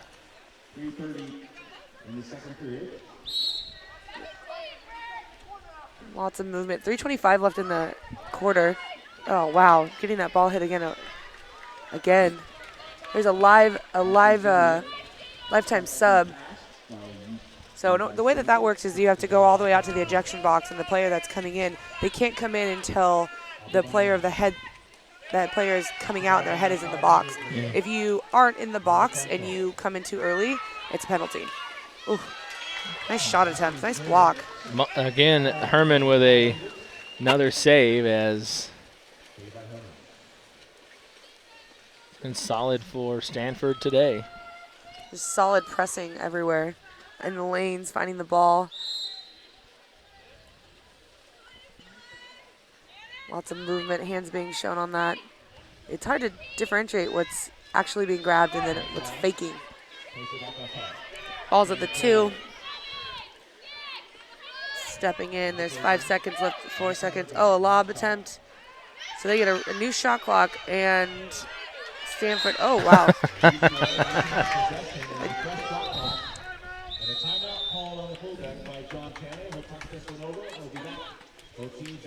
Yeah, Stanford's going to get an opportunity here, so calling a timeout to draw this one up, and not a bad play at this point.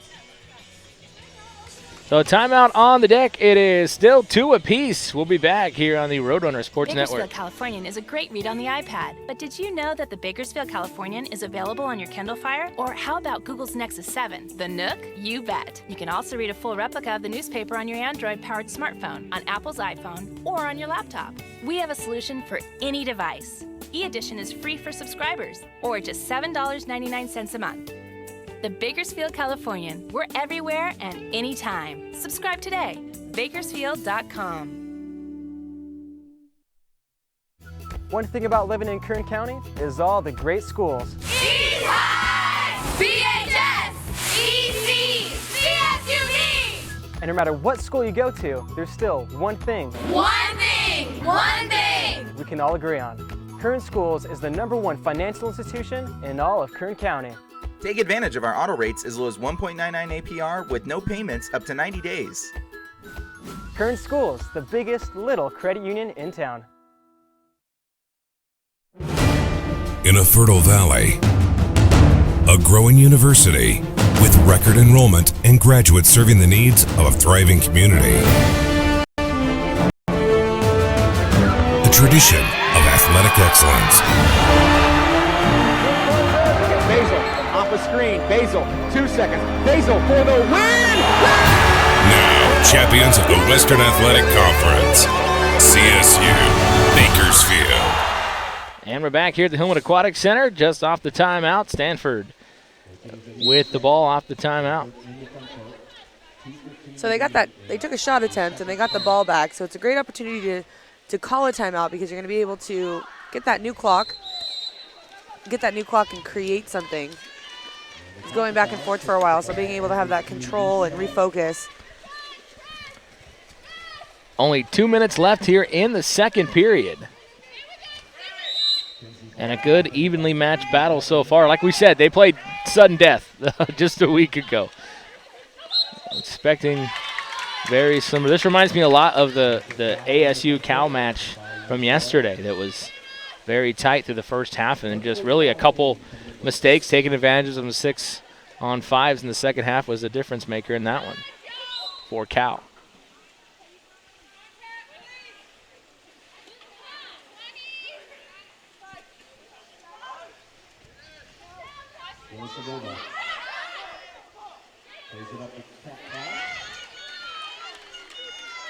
The Stanford bench had their timeout right in front of us, and I told you it was sunscreen. They were complaining about their hands being slippery from the sunscreen. Ball's on the 4-5. That's what you were pointing out when you were pointing in neutral, wiping your hands on our coach's shirt. Yep.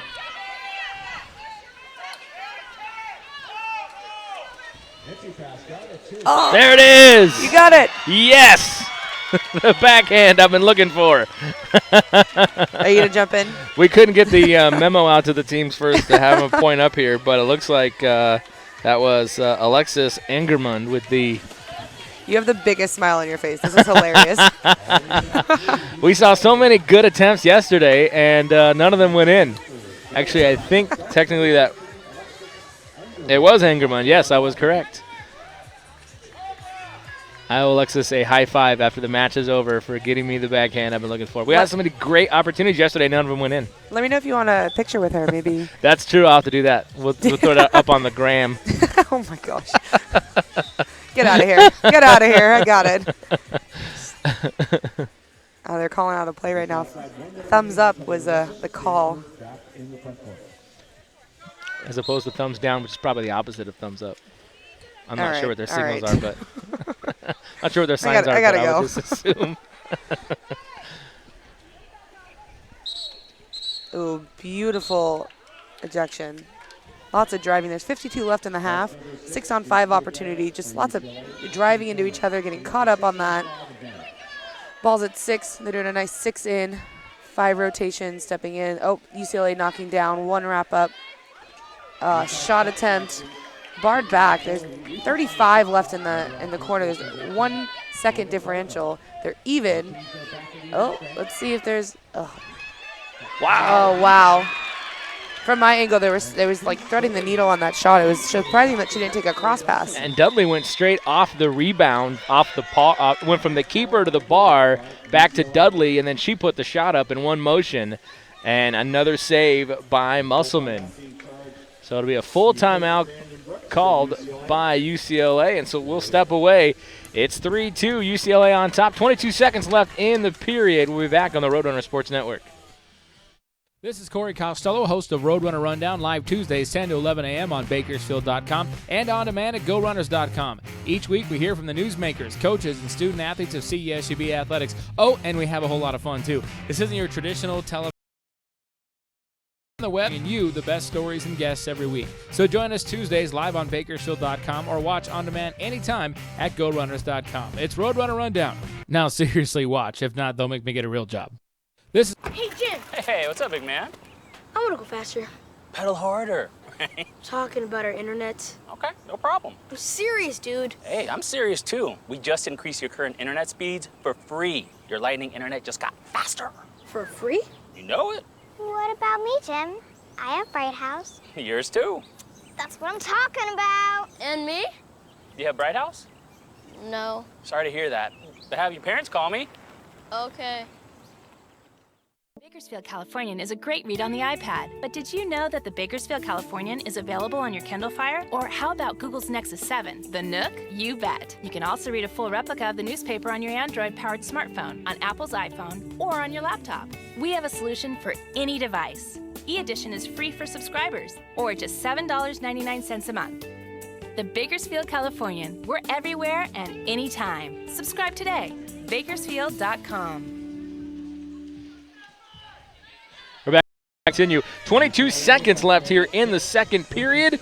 3-2 with a UCLA lead over Stanford.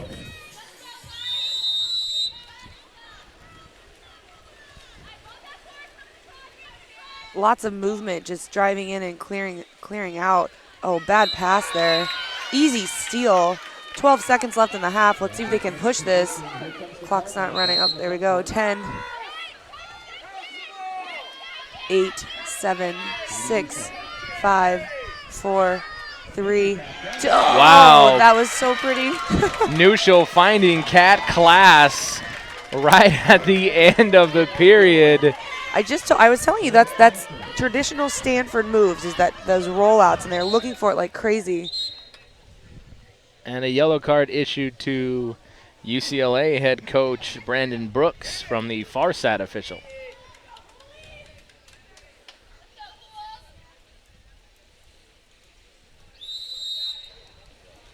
And 2 seconds left.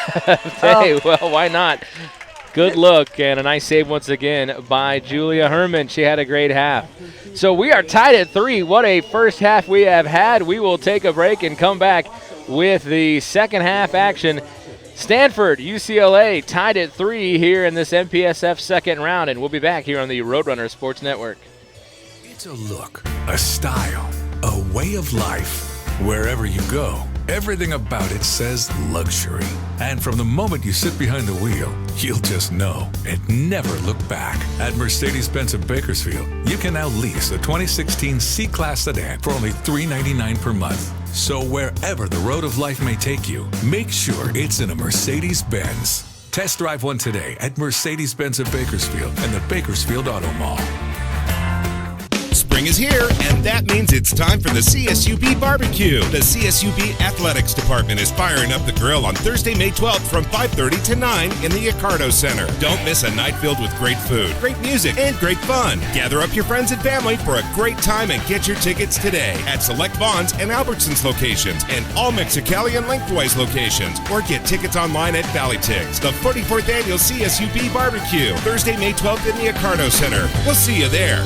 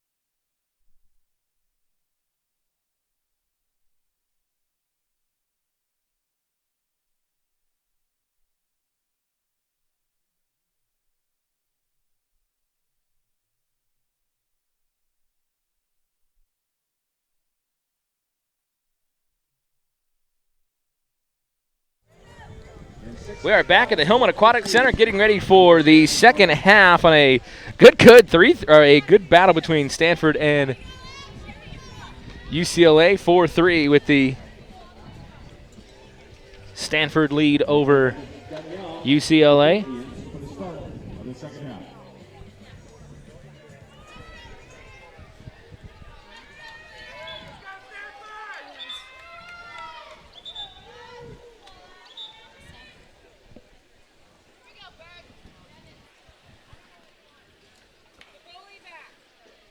So 4-3, the Stanford lead. Kat Klass with 2 seconds with the assist from Jamie Neuschel, the difference maker so far in this one.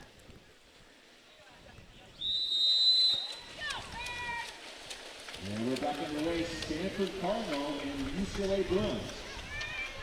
Shots fairly even. UCLA had 13 in the first half. Stanford had 11. Stanford, though, 1 for 3 on their power plays. UCLA was 0 for 2.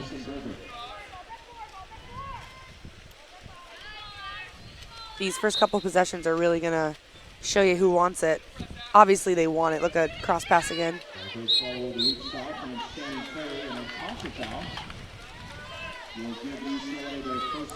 Looked like there was an offensive in 2 meters. I don't know if it was an exposure. The ref didn't declare what it was, but offensive in 2 meters.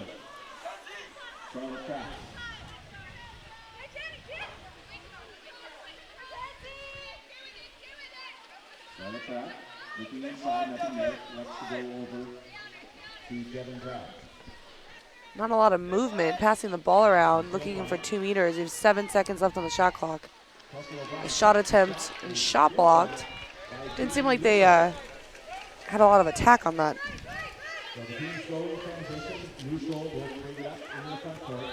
On the counter attack, ball's on the 4-5 side.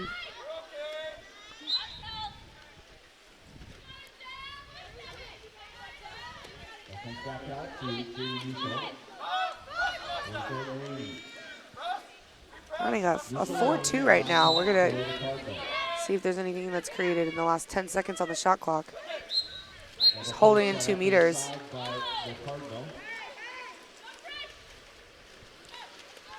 It's 2 opportunities and 2 offensives, and the Bruins aren't able to transition. Big stakes on the line in this one as the winner moves on to the championship. And another offensive on that drive. You can grab and stay low, but if it's obvious to the ref, they're most likely going to call it, and that's offensive and offensive and offensive. You have to make sure that you're capitalizing when the other team gets the offensive. How you were saying how Cal and ASU, obviously Cal was able to put away the opportunities based on the ASU mistakes. That's what you need to be doing. Good looking pass and great defense though again by UCLA, as that was Kelsey O'Brien coming through there, because if not, that would look like it was a for sure goal.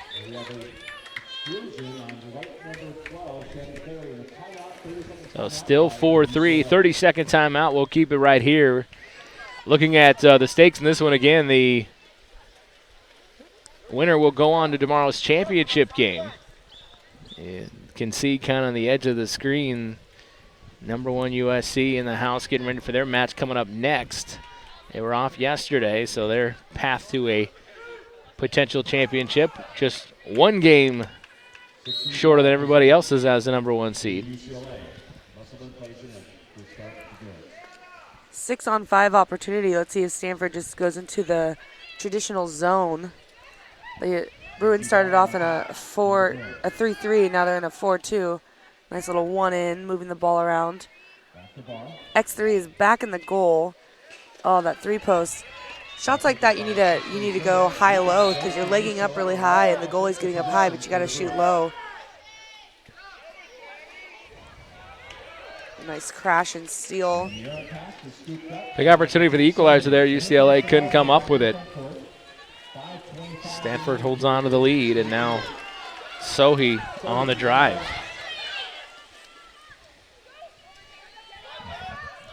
Ball's on the 4-5 side. Lots of grabbing still on those drives. 2 meters is clearly a presence, so they have a soft drop. Ball's up on the perimeter. Somebody should shoot it. Somebody should shoot it. 2 seconds on the shot clock. Sohi. UCLA doing a nice job getting into the lanes too, in the shooting lanes, and making it easy for Musselman back there, because they've deflected quite a few in her direction. Can be good and bad, but so far it's been good for her.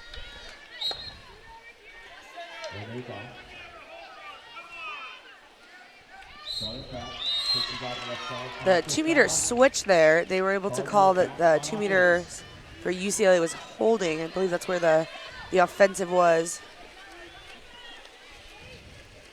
Now the ball's on the 4-5 side. UCLA and Stanford. Oh. Yikes. They were trying to get it down low to a look like Rainey. Instead, that one is worn by Charlotte Pratt, but she looks to be okay.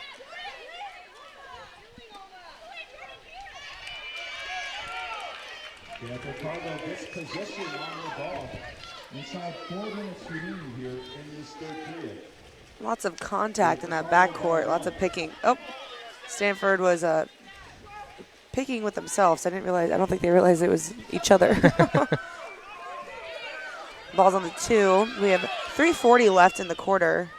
Ball's at 5. Oh, a no look. That was nice. And we'll have a timeout called. It'll be a full timeout by UCLA. 3:33 left here in the third. 4-3. Stanford with the lead, and we'll be back here on the Roadrunner Sports Network. One thing about living in Kern County is all the great schools. East High! BHS! EC! CSU! And no matter what school you go to, there's still one thing. One thing! One thing! We can all agree on. Kern Schools is the #1 financial institution in all of Kern County. Take advantage of our auto rates as low as 1.99 APR with no payments up to 90 days. Kern Schools, the biggest little credit union in town. In a fertile valley, a growing university with record enrollment and graduates serving the needs of a thriving community. A tradition of athletic excellence. Basil off a screen. Basil, 2 seconds. Basil for the win! Now, champions of the Western Athletic Conference, CSU Bakersfield. And we're back here at the Hillman Aquatic Center in Bakersfield. 4-3. Stanford leads UCLA in the semifinal matchup of the MPSF tournament. Winner heads to the championship game tomorrow afternoon at 2:30. As it is UCLA ball coming out of the timeout.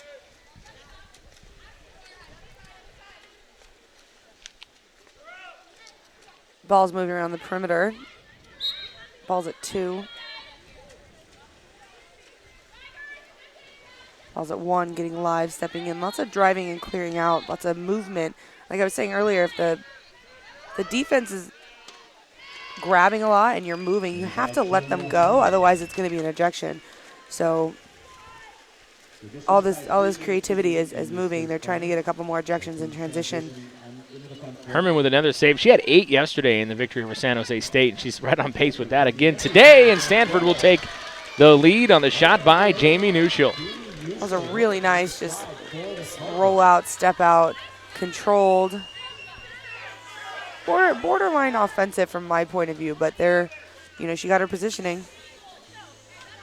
So Neuschel, who assisted on the last Stanford goal, now picks up one of her own, and the Cardinal have a 2-goal lead. See if UCLA starts grouping up in the middle again. We haven't really seen them take many attempts from it right in the middle here lately, and go back to their bread and butter here. Down by 2 goals. Now let's see, they're running a pick. The whole set picked out to 1. And now the 1's picking up to 2. Let's look for some extra passes here. An ejection on that drive. Just how I was telling you with the heavy defense, they were able to create movement. The 6-on-5 opportunity with 2:22 in the quarter. Ball's at 1.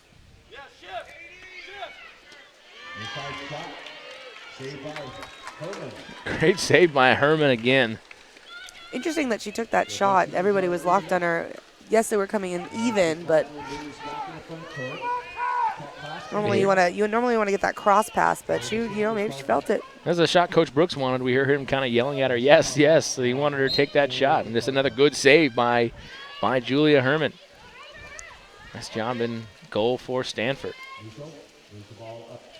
1:45 left in the quarter. Skip pass. Musselman comes out and knocks it away. Cat Class was giving chase. Ball's on the 4-5 side. Up at point.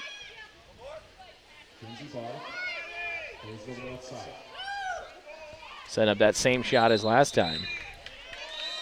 Lots of moving in 2 meters. There's a 2-meter ejection.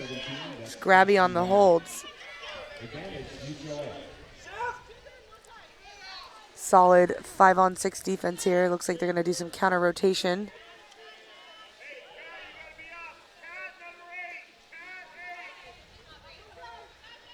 Ball's at 5. Cross pass. Oh, wow. That is a reoccurring theme for this game, just dropping the ball. We have 55 in the I think Shannon Cleary might have got a hand on it, too, for Stanford. Oh, did she? I didn't see the cameras in there. No, seriously. Well, that's why we provide these high state-of-the-art monitors right in front of you as well. All right. 40 seconds left in the quarter. The only score has been Stanford's 5th goal to give them a 2-goal lead in this quarter, and they're pushing for more. They scored right at the buzzer essentially last time. 9 on the shot clock here, 27 to play. Oh, looked like an offensive there. They didn't call it, though. So a headbutt like that is, first off, dangerous. you don't want to get popped in the head and popped in the mouth, but there's 7, 6, 5, 4, 3, 2, 1. All right, well, at the end of 3, Stanford picking up the lone goal in the 3rd period, and that gives them a 2-goal lead over UCLA.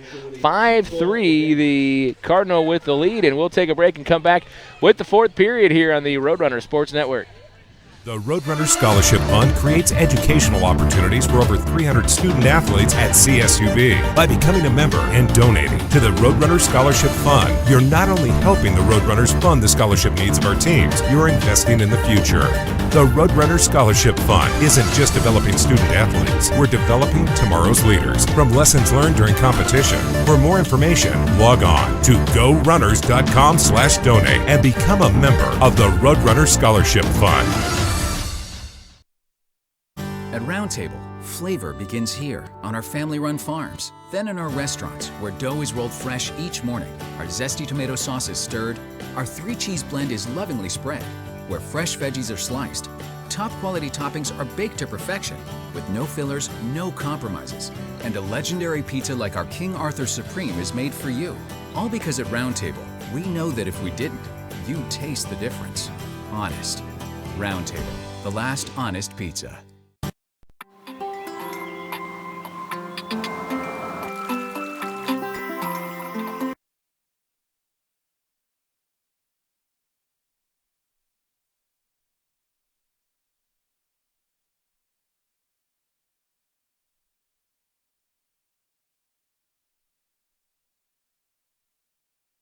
Bakersfield Californian is a great read on the iPad, but did you know that the Bakersfield Californian is available on your Kindle Fire? Or how about Google's Nexus 7, the Nook? You bet. You can also read a full replica of the newspaper on your Android-powered smartphone, on Apple's iPhone, or on your laptop. We have a solution for any device. E-Edition is free for subscribers, or just $7.99 a month. The Bakersfield Californian. We're everywhere and anytime. Subscribe today. Bakersfield.com.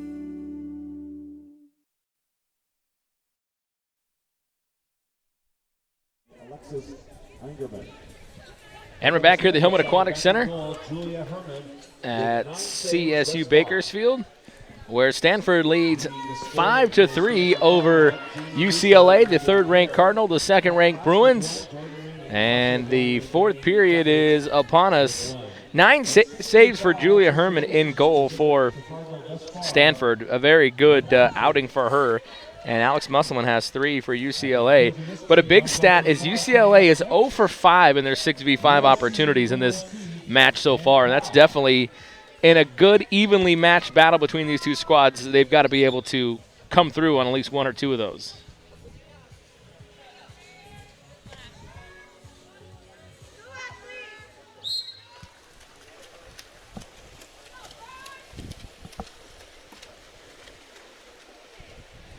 Stanford with the winning the sprint again. So like we were talking about earlier, that's 4 possessions for them just based on winning that sprint. Ball's on the 4-5 side. Lots of movement on that 1-2.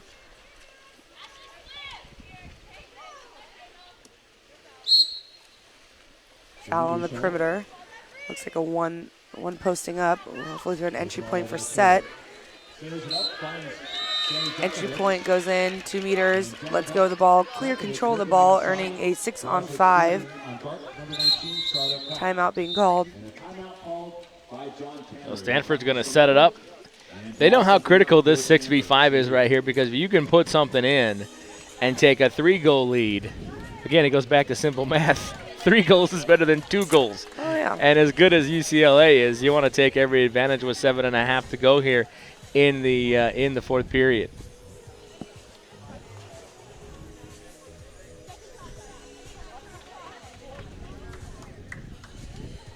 So a 2-goal lead for Stanford as they will have the 6v5 coming out of the timeout.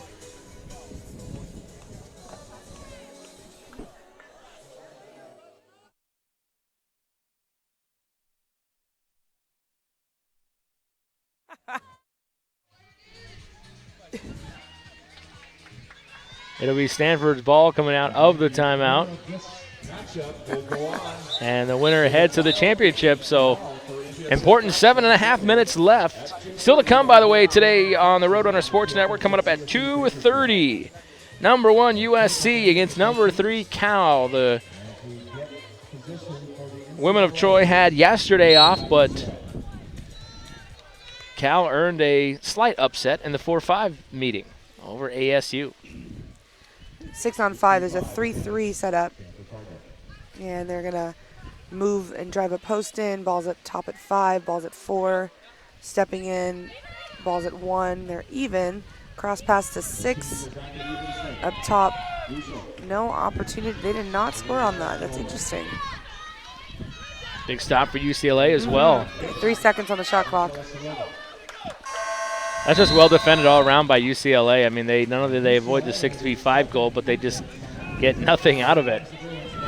That's what they needed to stay back into this one. Looking for grab well up the side. Oh, wow. Driving and picking there that led the Bruin open. Didn't look like Tillman had a complete grip on it. She was trying to throw the lob there, but it sort of rolled off her fingertip. It looked like she didn't have a complete grip. Beautiful block. Yeah, and a great save once control, again. Yeah. Herman has just been nails for the Cardinal today.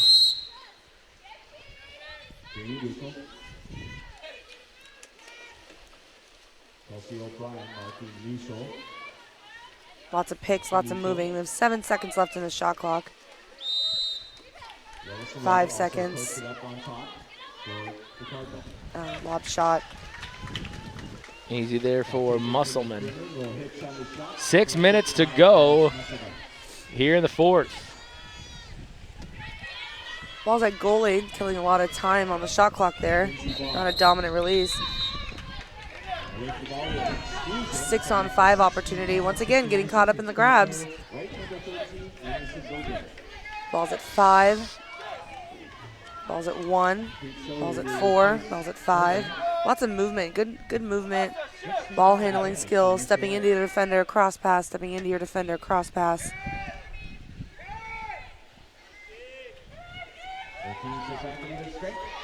Skip shot opportunity. UCLA was not able to put that away. It just seems like Herman's has been in the right place, even on that skip shot right there. Perfectly positioned for the save. Got both hands down on it. I mean, very good.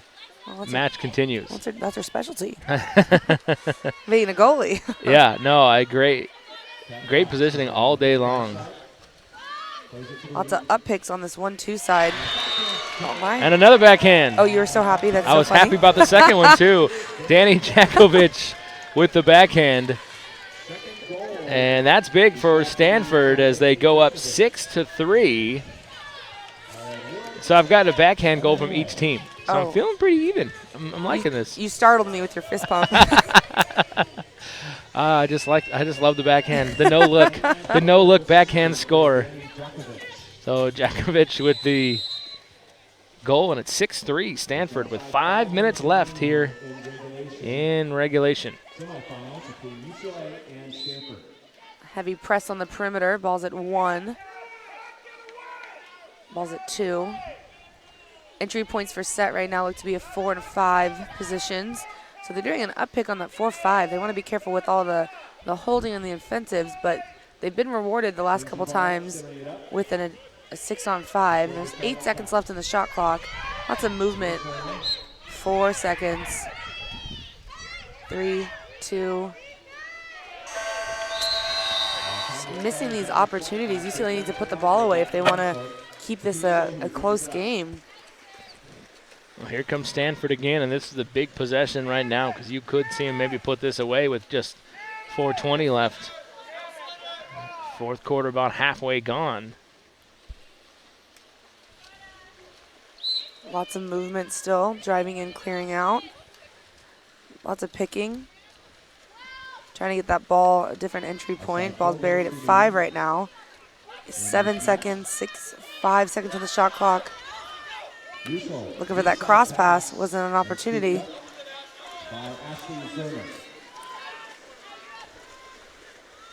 Looks like UCLA is up on the counterattack. Ball's at 2.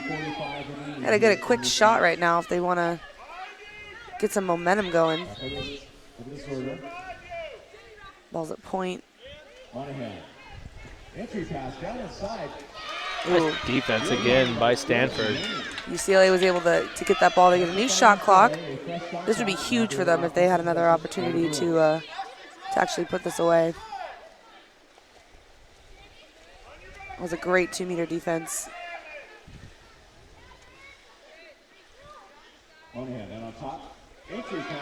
Hands are up as she's going to step out. Good call. Stanford's just, in the second half, Stanford has just done everything right. I mean, there's really no other way to put it.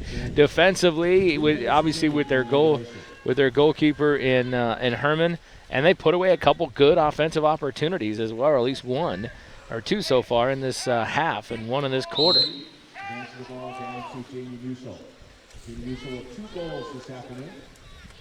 2:45 left in the quarter. An offensive on that roll, or I'm sorry, on that drive at the 5. Yeah, they're going to get Neuschel there. Let's see if they can put this opportunity away. Nice controlled. Oh.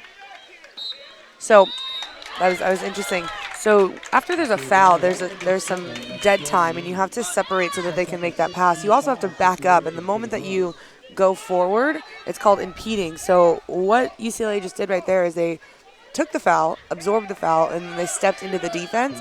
And because it looked like the defense was not backing up, because she actually lunged into her, they called it impeding. That's a 6-on-5 opportunity. Just smart play. UCLA trying to convert on their first. They will not, at least on that shot, and that'll end it. Nice play again by Herman, and Stanford keeps a clean sheet here in the second half. Julia Herman, a redshirt sophomore out of Solano Beach. To Torrey Pines High School, and shining here in the semifinals for the Cardinals. Ball's up on the perimeter at 4.5.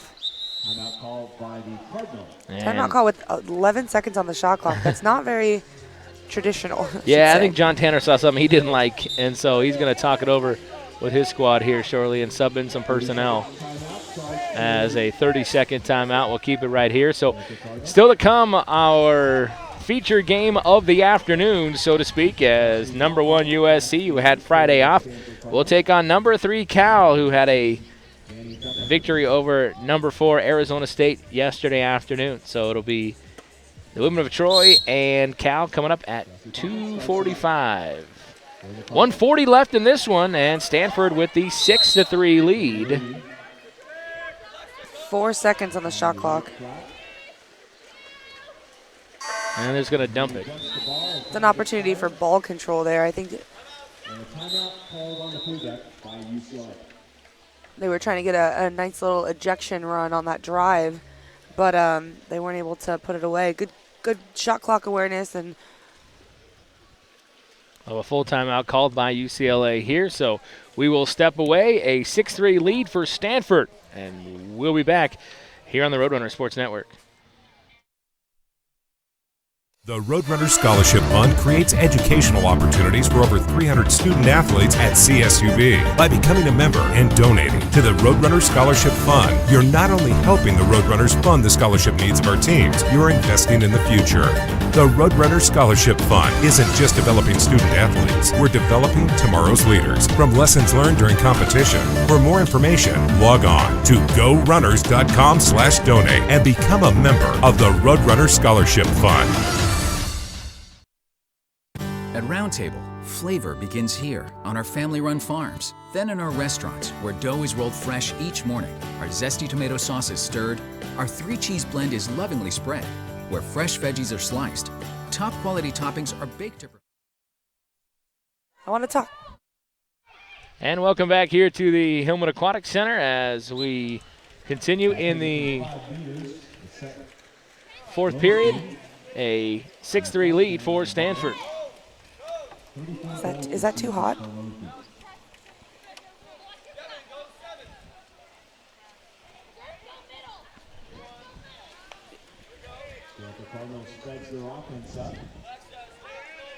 Stanford with the 3-goal lead here and a minute to play as they're looking to punch their ticket to the finals, and boy, have they been there a lot in their MPSF history. They just dumped that one to the far corner.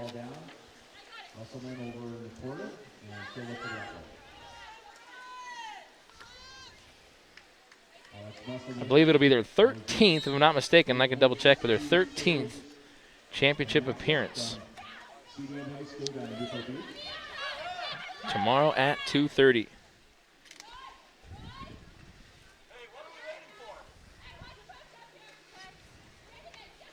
It's interesting that they're not taking shots right now.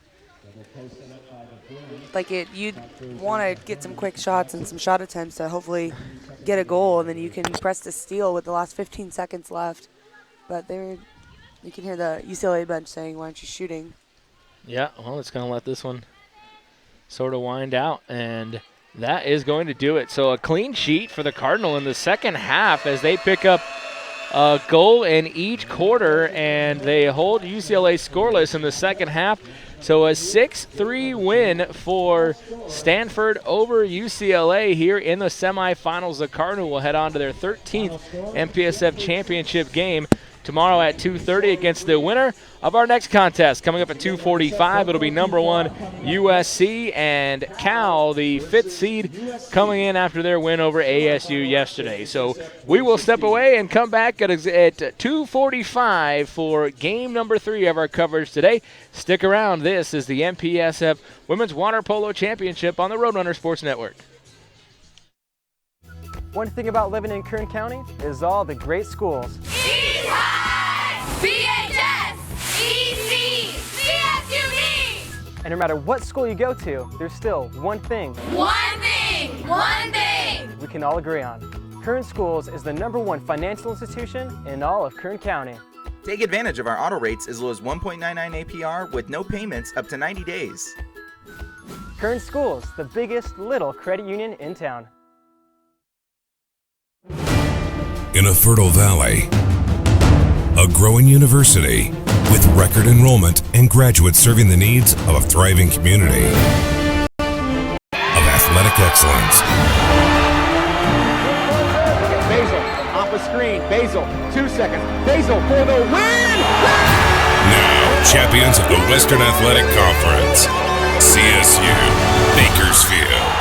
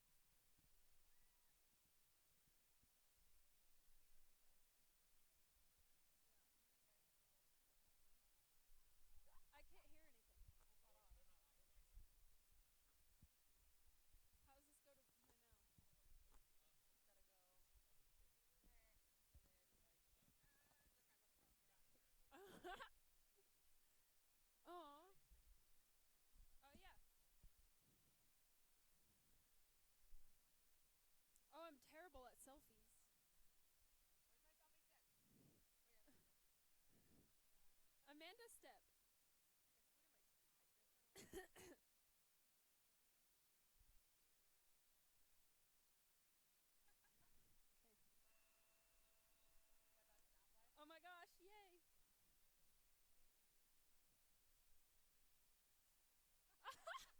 Look at us.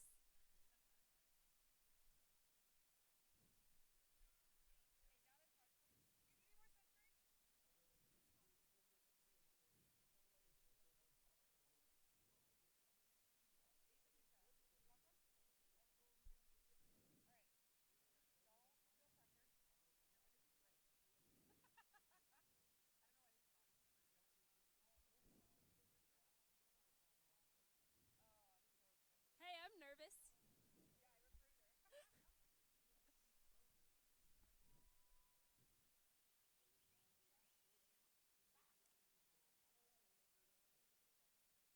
Okay, I had to put my phone on silent so it doesn't distract me. Oh, really? Well, I just put on complete silence. When are we going to start talking?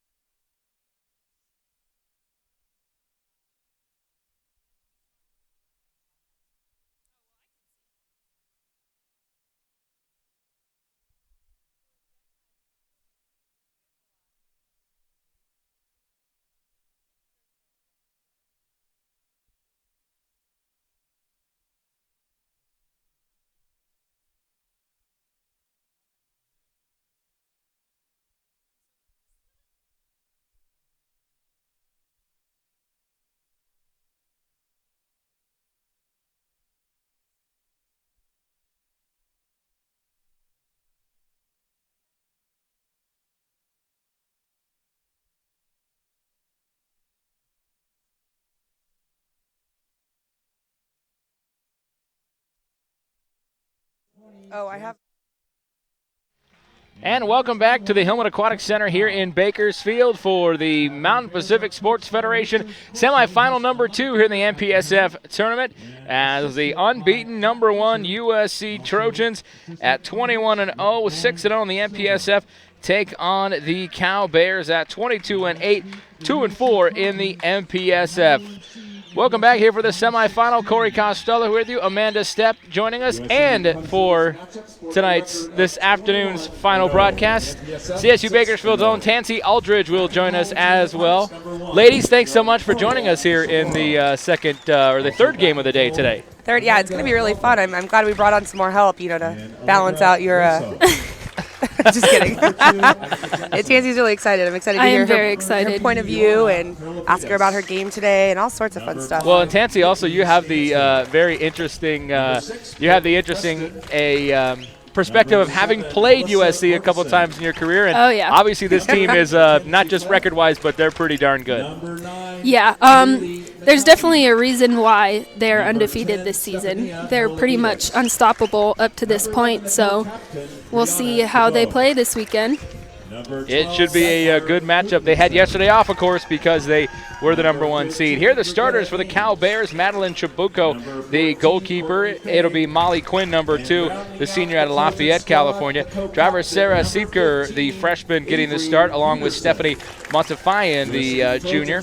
Also, Emily Laughlin, the junior, getting the start. Number 9, Kindred Paul. And number 11, Pipa Saunders for the Cal Bears. Meanwhile, for USC, It'll be Victoria Chamorro getting the start in goal. Iona Huralibitis. That was good. That's really good. I think that was very good. Thank you for passing me the pronunciation at the very last moment. Nikki Stansfield getting the start as well. Haley McElvey, number 9, getting the start. Stefania Huralibitis getting the start as well, along with Brianna Dabo and also Brigitte Gaines for USC. Now I see why you guys said, no, you stick around because we need help with the name. Thanks for that. I was ready to just hand this thing off to you and Tansy and be done with it. No, we're talking polo. You get to deal with the names here. All right, so here we go, getting ready for this second semifinal. USC with their off day yesterday, and it was Cal with the nice 4-3 victory over yesterday, and they making the decision there in the fourth quarter, winning that one. So a couple good matches in the books already earlier today as well, as we saw San Jose State defeating CSU Bakersfield, and also Stanford with their 6-3 win over UCLA in that 3-2 matchup in the first semifinal. I'm really excited to see how this is going to play out. I mean, I spoke earlier about how the Stanford and UCLA game was just going to be clean water polo, and it really was. It was really nice to watch. I cannot wait to see what kind of fire Cal brings to the pool right now. I said it about the runners earlier. They have so much heart. This team just plays the best at this tournament. It's going to be phenomenal to see their style of play, how creative they are, and how they adjust on defense. And the same goes for the Trojans as well. Oh, yeah. Well, this game last year, they were in the semifinal game against Stanford when they were ranked number 1, and they actually came out and beat Stanford in the semifinal of this tournament just last season. I remember watching that in Tempe. A nice little drive for you, huh, Tance? Yep. These two teams, by the way, met on April 22nd, and USC closed out their unbeaten regular season with their 11-6 victory. All right, so Corey, you're gonna have to ask for another backhand because you want another one. First of all, you make it sound like you're gonna hit me if I'm asking for another backhand. All right. Number 2, you're right though. Backhand shot. I would like another backhand goal. I got 2 last game, 1 from each team, so I'd like to see one today in this second semifinal. I kid you not, Tansy. He fist pumped and I flinched. Like he was so excited. I saw so many good ones yesterday. We finally got a couple to find the net today. Did they just not sprint, or was it a turnover? No, she won the sprint. But Bears didn't even go for it. They went like, interesting. You're distracting me, Tansy. So honoring that 2-meter presence, we saw a lot of ball handling issues in the last game. Stanford dropping the ball a lot, UCLA as well. Oh, yeah. That one just skimmed by them. It's really important to have a good entry pass for 2 meters. You're doing all that work, you're getting beat up, basically, and a bad pass is annoying.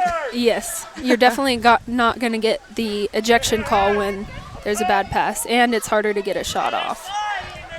So there's 10 seconds left on the shot clock right now. Some movement, a huge respect and presence for Emily Laughlin in 2 meters. And they drop the ball in a set, and there's a defender there. Not a call, not a dominant move, but you expect nothing and work for everything. Right, Chance? Oh, yeah.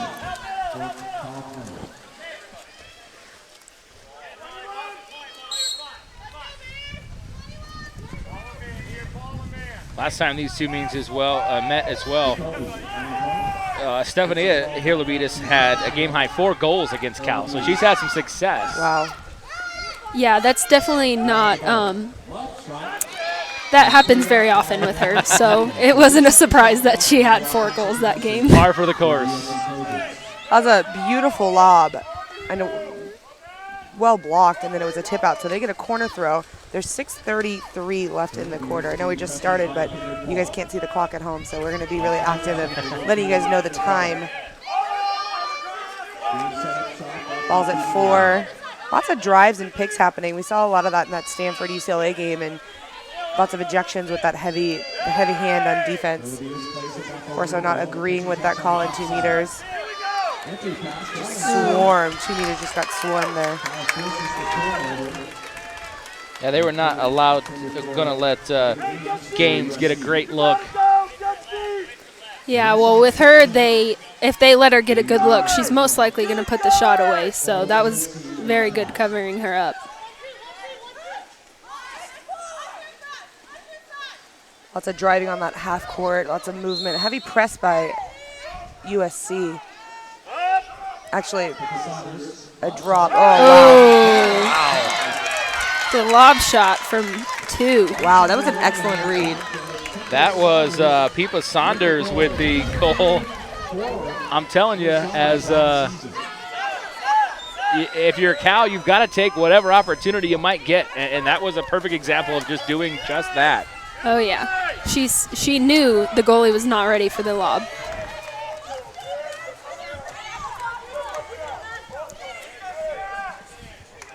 Gilbon not happy with that, but you got to adjust. Let's see what kind of play they run right now.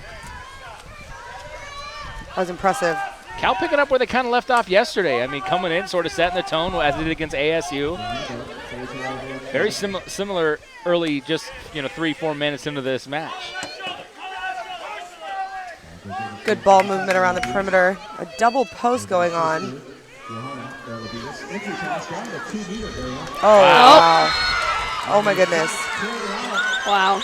Well, they got Gaines that time. They found her. That was a very untraditional score, but a nice job finishing by Gaines. So, Corey, I don't know if you noticed, but the 2-meter defender completely got turned. When your hips are down like that in 2-meter defense, actually just anywhere on the perimeter, it leaves you open to that vulnerability of being turned. So she just was able to get turned, and that goal was just beautiful. She was underwater. I mean, she had 2 people on her and shot through the goalie. I actually thought that the 2-meter defender was passing it back to the goalie. It was like a ninja move. To answer your question, that's exactly what I noticed. You're right. Sorry, I didn't let you talk there. How rude.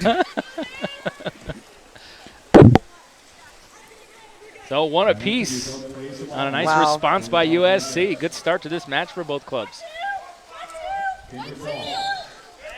Entry points on the 1-2 side. They're all being extremely talkative, which is it's really crucial to make sure that you're communicating with your teammates. So if you need the help or where the ball needs to be, that's what makes that sets teams apart, which is communication. Ball's at 4. There's 7 seconds on the shot clock. Wow. No need to scoop over on that one. There's 3 seconds left on the shot clock.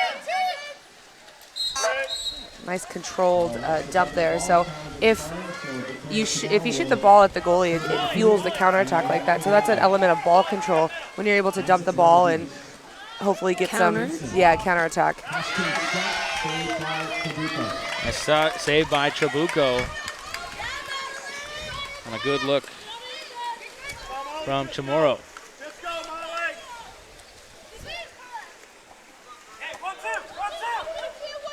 Ball's on the 4-5 side.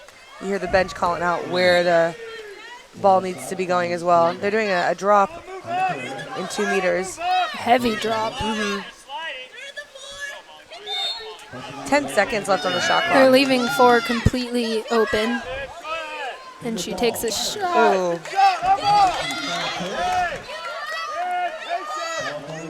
New shot clock. Ball's at 1. Lots of movement on the 4-5 side. Nice little pick set over there.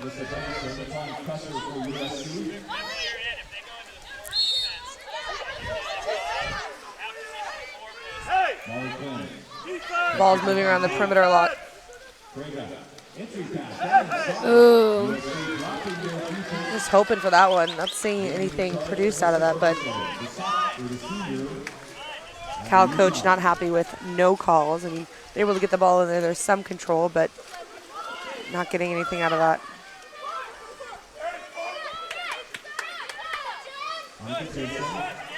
So 3's driving across, 4-5 ball movement. Peterson in set. 6-on-5 opportunity with 3:04. Let's see what kind of defense Cal does.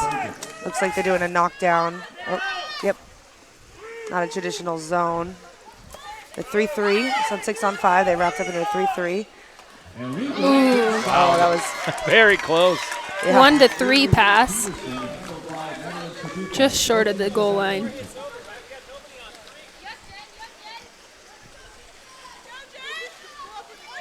Ball's on the 4-5 side in the counterattack with 2:35. Like heavy drop in 2 meters. So points open. Let's see if they step in and take a shot here. 8 seconds left in the shot clock. Lob. Oh, I got it. From our angle, you can see that they just need to be placed toward that 2 post a little bit more. Lob center cage aren't normally successful.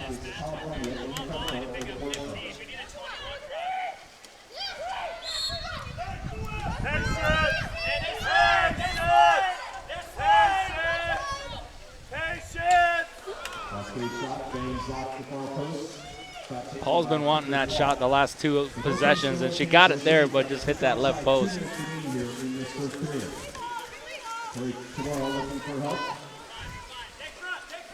Not a lot of cutoffs in this counterattack. They're kind of just zoning back a little bit. X3 is a heavy drop. Ball's at 1. Point drives. 8 seconds, 7 seconds in the shot clock. Nice block. Saved once again by Trabuco.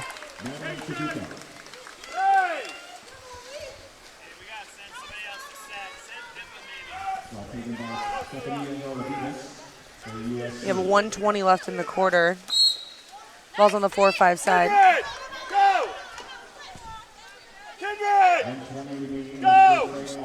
Not really sure what's going on in 2 meters. Lots of picks and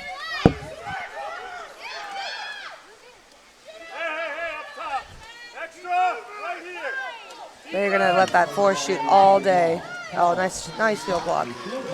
So far, their drop from 4 is working great. They got to clear out if they want to have that shooting opportunity. You can't just sit there. You got to open up the opportunity so you can step in and be a shooter.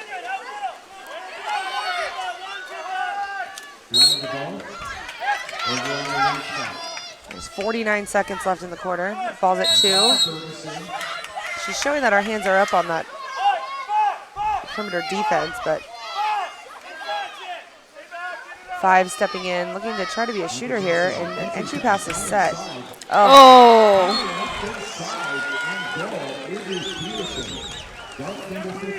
Nice quick move by Peterson in 2 meters.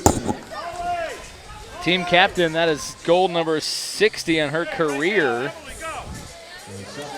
And she had her 29th this season. She's got more this year than her 2 previous years combined at USC, where she had 20 goals. Wow. That was just a textbook 2-meter step out finish. Just well controlled, didn't have to put a lot of power on it. Just seeing what kind of defense is there and shooting around it. There's 30 seconds left in the quarter. USC with the 2-1 lead after a very evenly matched first quarter.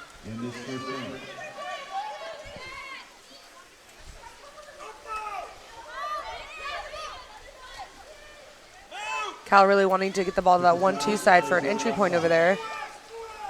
And the drop from 2, the defense is shifting over to force the drop back from 4. Oh, Pippa Saunders. Oh my goodness. A well-placed shot, just good ball movement. The difference on that one, Chance, I don't know if you saw that, but they were not all camped out in front of 2 meters, so you had that low 3-post opportunity. Just a well-placed shot.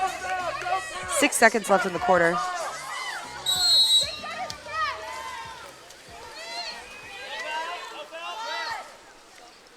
And the half-court shot. The Saunders, the equalizer at the end of the first quarter, and we are tied at 2 apiece. We will step away and come back with the second quarter here from the Hillman Aquatic Center in Bakersfield on the Roadrunner Sports Network. This is Corey Costello, host of Roadrunner Rundown, live Tuesdays 10 to 11 a.m. on Bakersfield.com and on demand at GoRunners.com. Each week we hear from the newsmakers, coaches, and student athletes of CSU Athletics. Oh, and we have a whole lot of fun, too. This isn't your traditional television. Nope, we're on the web and completely mobile friendly while bringing you the best stories and guests every week. So join us Tuesdays live on Bakersfield.com or watch on demand anytime at GoRunners.com. It's Roadrunner Rundown. Now seriously watch. If not, they'll make me get a real job. Hey, Jim. Hey, what's up, big man? I want to go faster. Pedal harder. Talking about our internet. Okay, no problem. I'm serious, dude. Hey, I'm serious too. We just increased your current internet speeds for free. Your Lightning internet just got faster. For free? You know it. What about me, Jim? I have Bright House. Yours too. That's what I'm talking about. And me? Do you have Bright House? No. Sorry to hear that. But have your parents call me. Okay. One thing about living in Kern County is all the great schools. East High! BHS! EC! CSU! And no matter what school you go to, there's still one thing. One thing! One thing! We can all agree on. Kern Schools is the #1 financial institution in all of Kern County. Take advantage of our auto rates as low as 1.99 APR with no payments up to 90 days. Kern Schools, the biggest little credit union in town. In a fertile valley, a growing university with record enrollment and graduates serving the needs of a thriving community. A tradition of athletic excellence. Basil off the screen. Basil, 2 seconds. Basil for the win! Now, champions of the Western Athletic Conference, CSU Bakersfield. Hey, Jim. And we're back here at the Hillman Aquatic Center in Bakersfield. A 2-2 score between Cal and USC. As the Bears struck first, USC got the next two, and then the equalizer for Cal as Pippa Saunders with the equalizer at the end of the first quarter. And so we head to the second in a 2-2 matchup. Corey Costello, Amanda Stepp, Tansy Aldridge back here with you at the Hillman Aquatic Center in Bakersfield, where, as advertised, this one has been good here in the second semifinal of the MPSF Championship. So Tansy, what are you seeing? Obviously, this is a different point of view, and you're able to not worry about the actual stats, and you're just able to see some polo. What are you seeing? What are you thinking right now? Well, I'm seeing that both teams are recognizing how dominant the 2-meter players from the other teams are. I've seen Brigida games, I've obviously played against her, and she can be unstoppable, and that is what's making them drop so hard. And the one time that their crash was just a second too slow, that's when she was able to put it away. And same with Emily Laughlin. We know that they need to drop, and even Sierra Smiley, their other 2 meters player, they're just so dominant that it's creating opportunities to shoot outside. Also, more importantly, as Tansy pointed out at the break, from this point of view, she can put sunscreen on and not worry about it affecting her grip on the ball. Oh, Tansy. I know. I always make sure to find a freshman to put sunscreen on me before every game. Oh. Let's see. Ball's moving around on the perimeter really easily. They're doing the soft zone everywhere. Entry point is on the 4-5 side. They're wanting it in 2 meters. 4 with the ball, 5 with the ball. We're doing a 4 across 4 drives now. across, opens up set, and the ejection is called on Molly Quinn. Did you notice the hips on that one, Corey? I did. Her It was the hips were first thing down. I thought. Her hips were down. That was as soon as that ball was in that, she was going. She was just getting the ejection.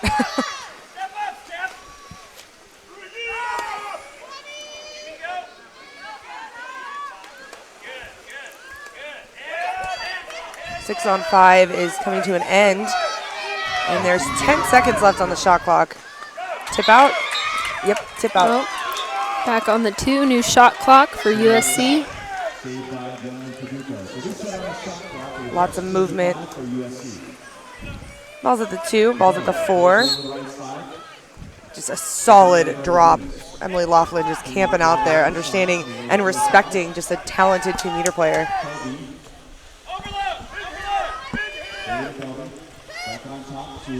Ball's at point. There's 15 seconds left in the shot clock. Ball's over at 4. Ideally, they want to be drawing out. Oh, wow. Oh, wow.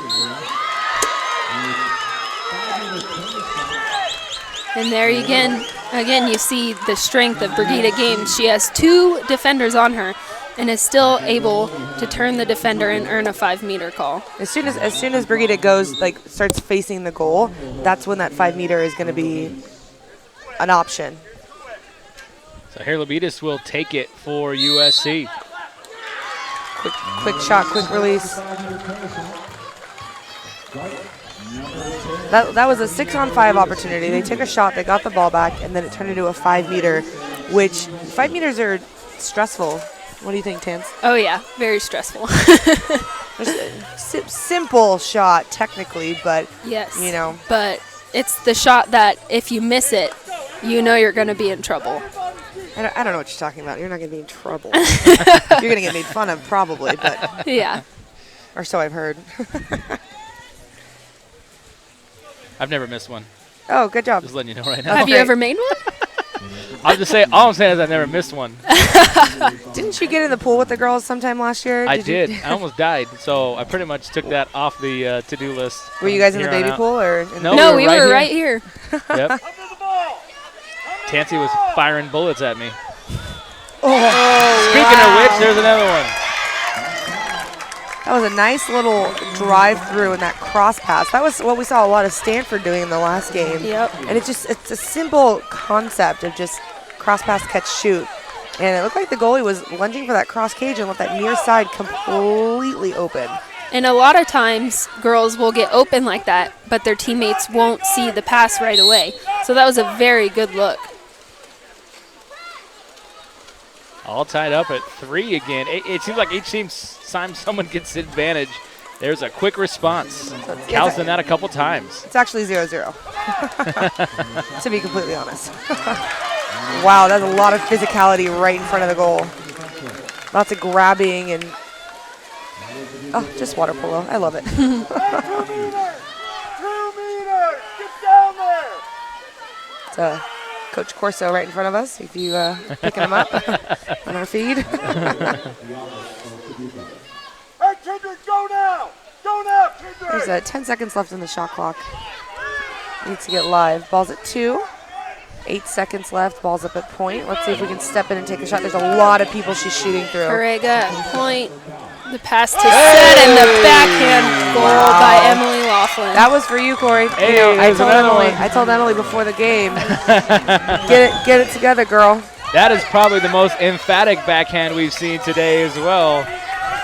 Pretty excited about that one, as is Cal, because they now have another lead at 4-3. That was beautiful. So the ball was up at point, and then it just looked like she was going to take a shot there, but Emily just read that perfectly with a nice cross-cage backhand. That's her 26th goal in last 12 games for Cal. I mean, talk about getting hot. I know Tansy brought that up earlier. They play well in this tournament, and that's an example of players coming in hot here into the conference tournament. Oh, nice shot block. Nice shot block.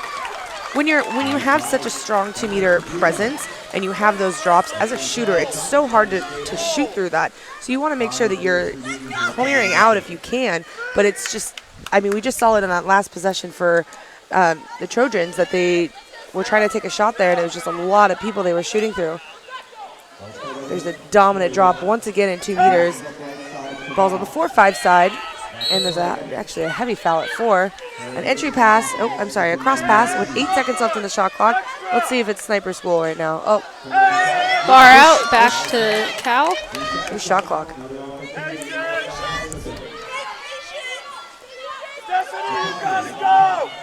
Ball's moving on the perimeter.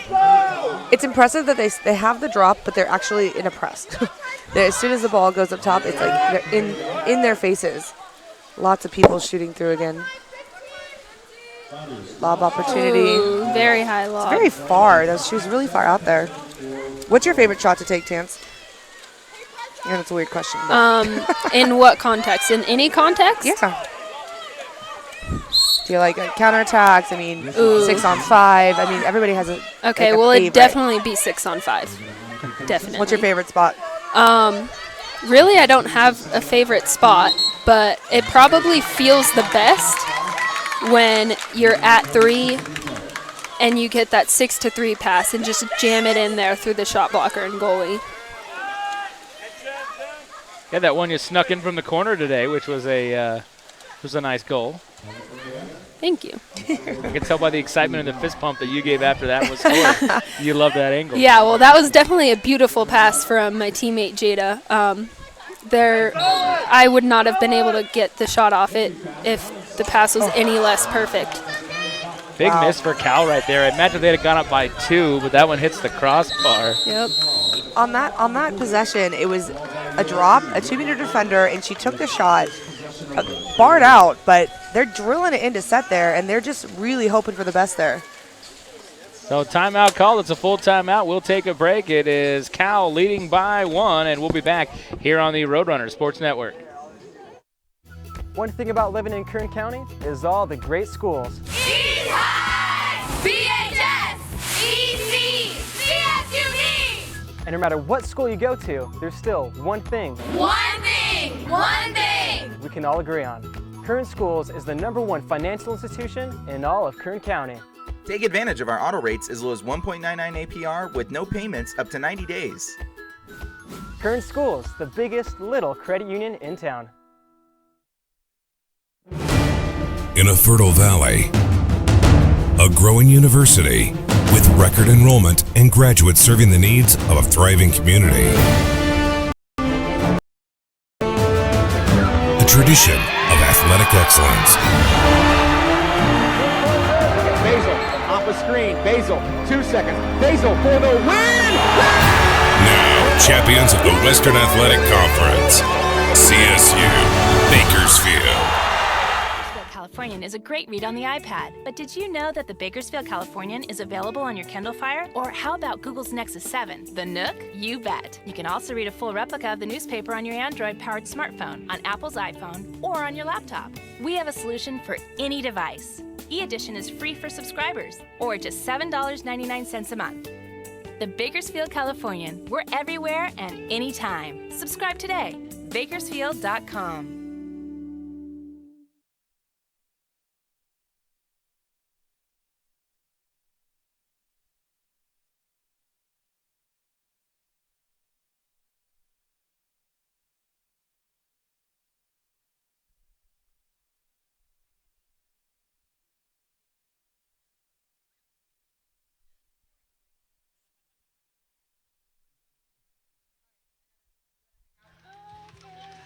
And welcome back here to the Hillman Aquatic Center as we continue here in this second quarter. 4-3 lead for Cal over USC. Bears trying to get their second upset in as many days, but this one would be a little bit bigger scale as we continue here with second quarter action.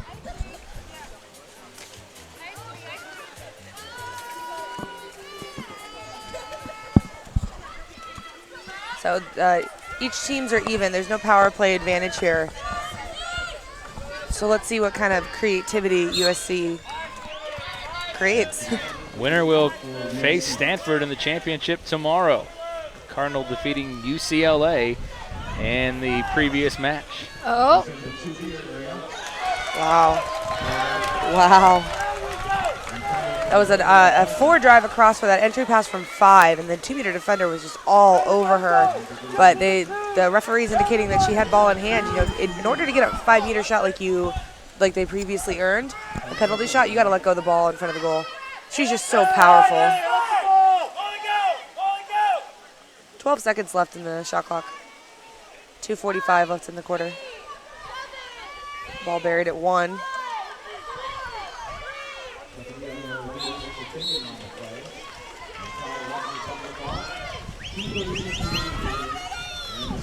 It's that ball control we talked about earlier.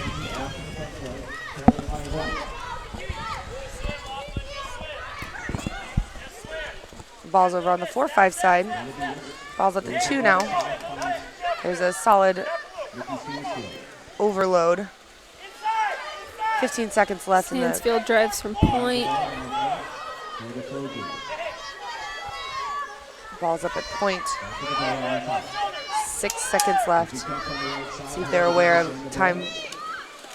Shot opportunity. That was a great, it's a great look, just off.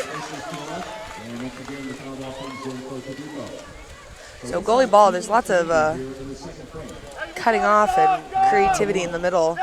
Ball's on the 4-5 side and the heavy press at 5. It's a good driver going in on the point. Entry points for set is on the 1-2 side. We have a Trojan defender just taking off, anticipating for the next.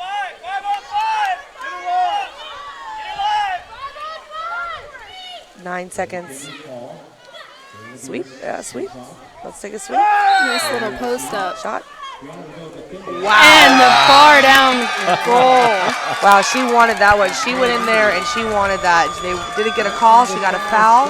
Foul outside of the 5. Matafian with what a great play by Matafian just to stay with it too after the foul and then the shot. You can, and this is the passion and the heart that you can see. She went in there, she's talking like crazy, and she wanted that. Yeah, she was screaming for the ball. When you have the communication, it's helpful. So the referees are warning Coach Richard Corso about yelling, and he said, no, I'm yelling at my team. It's a different tone when I yell at refs. That by far is the line of the day. That's funny. I didn't catch that. I don't yell at refs at all. Yeah, he said. Oh, never. Never. He said, no, I'm yelling at them. That's a different tone for refs, believe me. Constructive criticism. Yeah.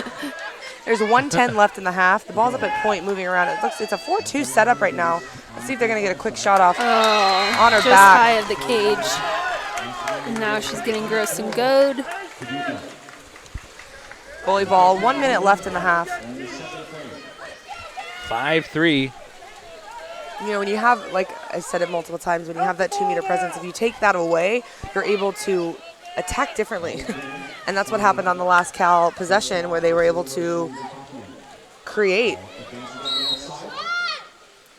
It's been an interesting game. It just seems like Cal's offense has had a little more structure. And they've also just hit some shots. Ooh, plain and nice simple as shot well. block.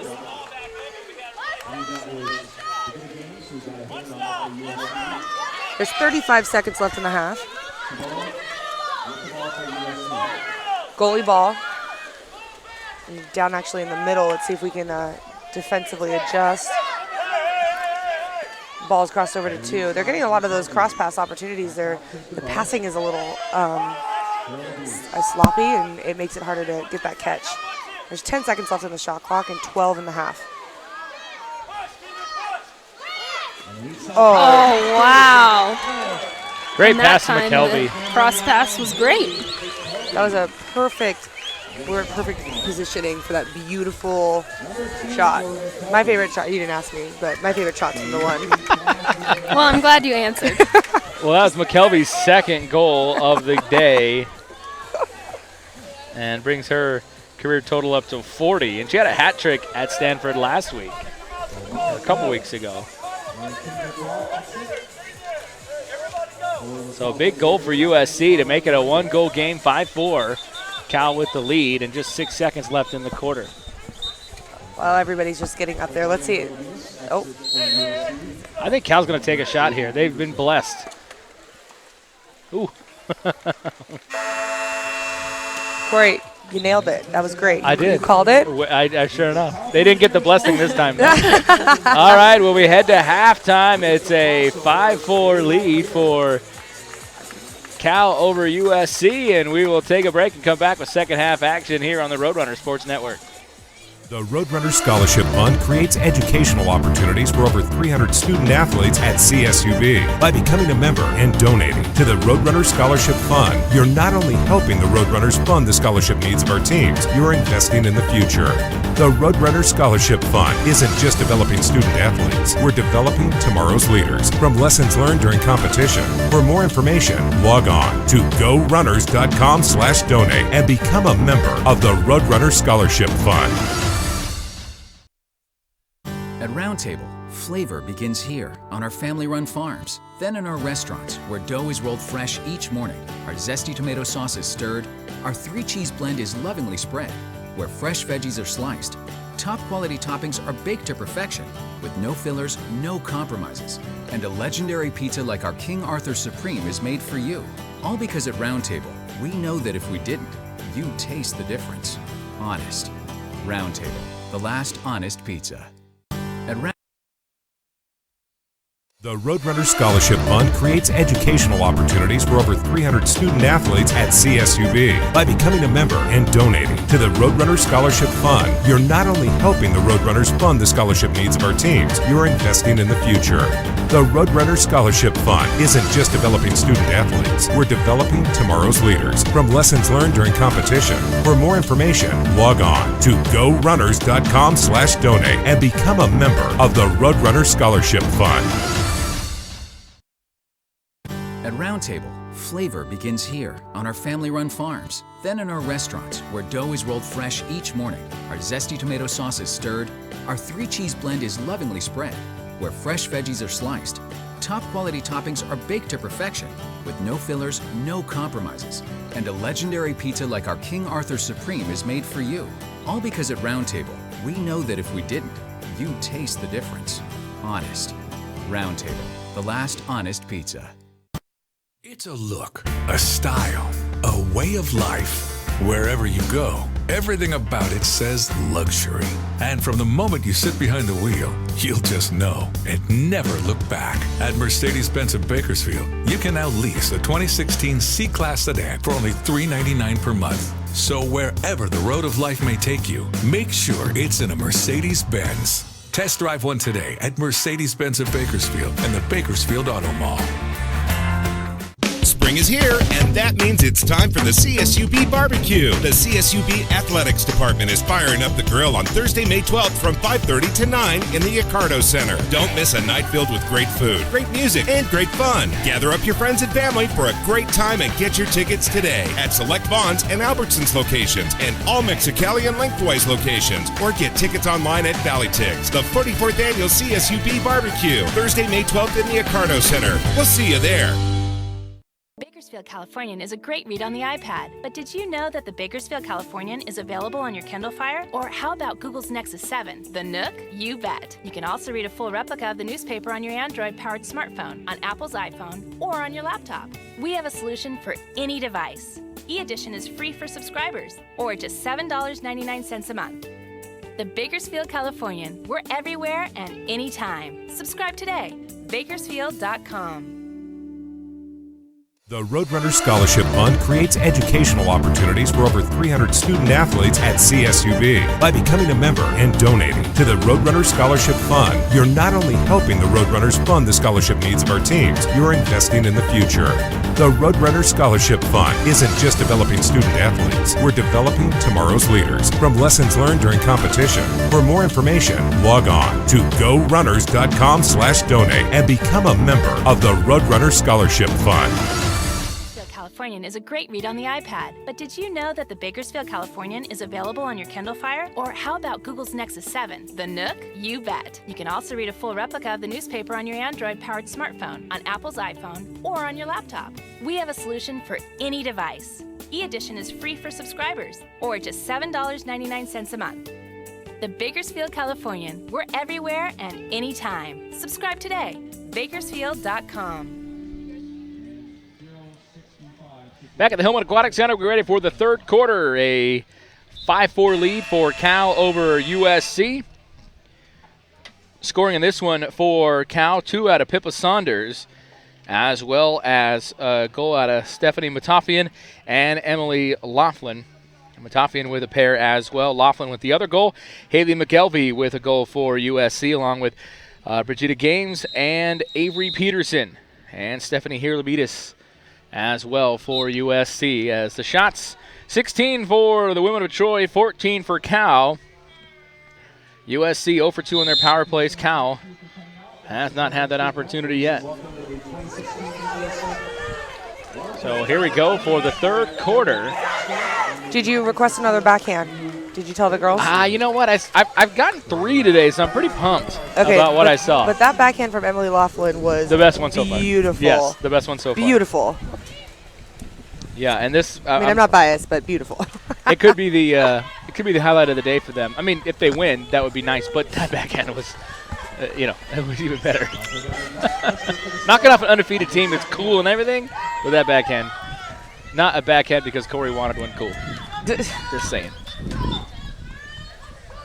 There's a nice breeze right now, getting a little warm at the same time. Burning.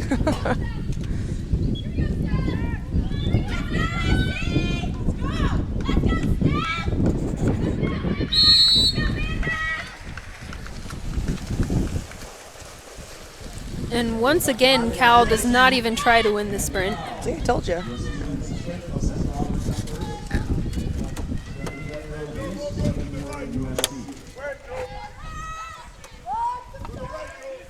So the ball's on the perimeter. There's no, and now we're having a whole set driving in. Ball's at the point. See if they're going to look to take some quicker shots. Or just shots in general. Jovan's now in front of us in his dominant voice. Oh, look at that move. And Brigida gets the call. 5 meter. This is just a beautiful game of whole sets. Beautiful game. It's so much respect because you're having those drops, and then as soon as that ball goes in, if it actually does get in, it's just crash. But that dominant turn is just...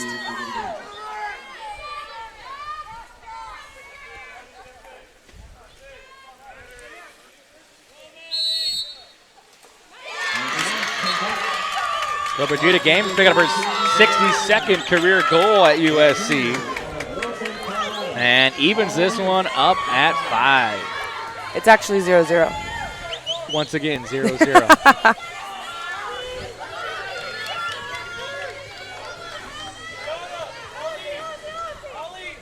Games, interesting fact about games, and this is one of those when SIDs need to fill a notebook fact. She's actually climbed 2 mountains over 14,000 feet. I mean, who would have known? Fun fact of the day. Fun fact of the day. Not in the water, climbing mountains. I can't wait for tomorrow's fun fact. See, ball's moving around on the perimeter. The ball's at 2. And there's a dominant, once again a dominant. Oh, wow.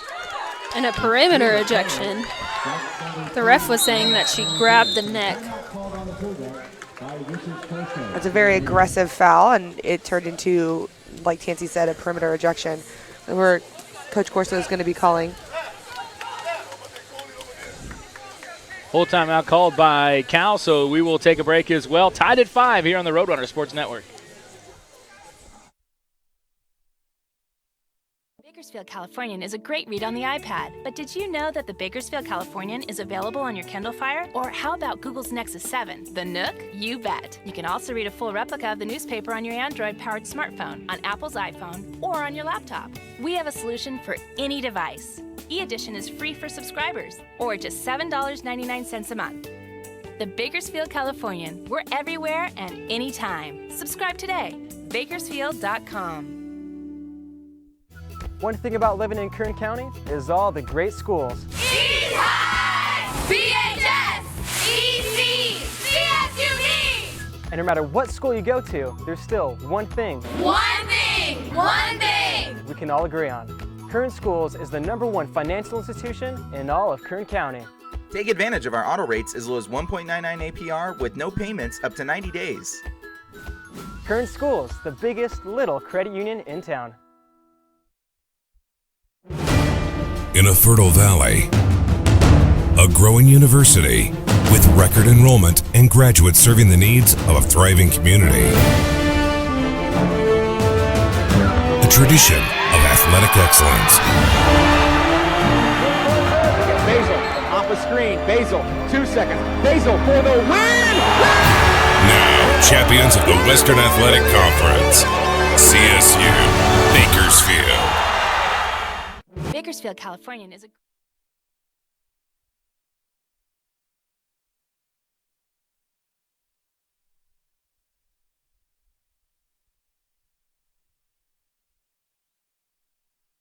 Back here at the Hillman Aquatic Center, Amanda Longan in at goal for USC. I believe a change for Cal as well. Trying to confirm that.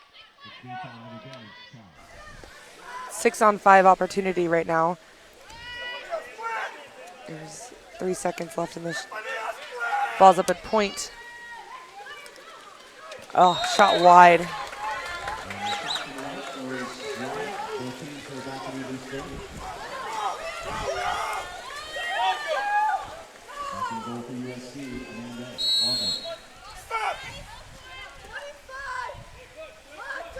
Ball's up at half at 4. Ball's at 5. Just a little faking to get that foul. 61. They're driving the 5 across, looking for that cross pass. Oh, and Cal was just there watching the ball, and they got it.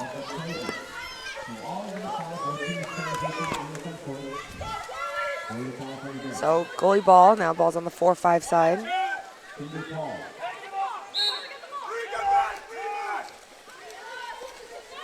Foul on the perimeter, and then looking for that one pass. Ball's now at 2 up top. 10 seconds left on the shot clock and under 6 minutes in the quarter. Cross pass. Oh, interesting shot selection. Near side lob.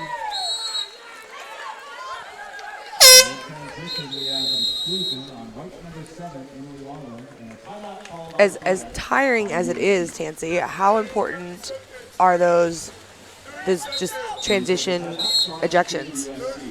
Definitely very important. You know, Jason tells us all the time that transition ejections are pretty much the worst ejections you can get because the offense has a chance to get down there and score before you even have a chance to set up on defense.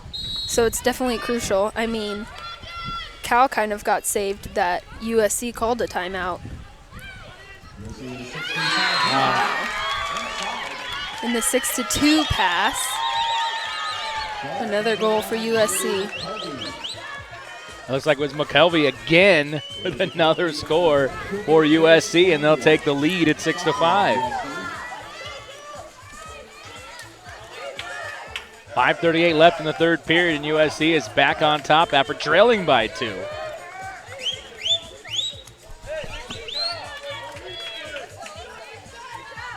McKelvey with her third of the afternoon for USC. 5:38 left in the quarter. Let's see what kind of plays and half court is created right now. Lots of teams have after goal plays, and let's see if there's anything particular. Lots of movement. Oh, wow. They did that in the first half as well. Yeah, that's definitely their main go-to after goal play. Hey, if it works. Yep. 6-on-5 opportunity. Ball's at 5. Ball's at 1. Ball's at 4. Ball's at 6. One wrap up. Let's see if there's anything. They screw up a 6-on-5 with bad passes. Yeah, they had passed good the whole 6-on-5 until the last second when there was a chance. A lot of people get, as soon as that entry person comes in, a lot of people get nervous when it's just, you know, you could put the opportunity away during the advantage. But even when the power play is over, you still have 15 seconds left on the shot clock most of the time. So a lot of people forget that you still have time to create on offense. Hey guys! Wait a second!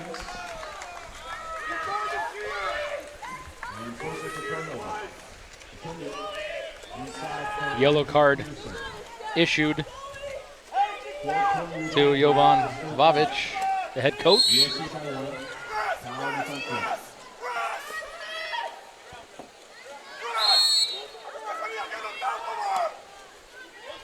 Lots of picks going on and grabbing. Once again, ball's at 4.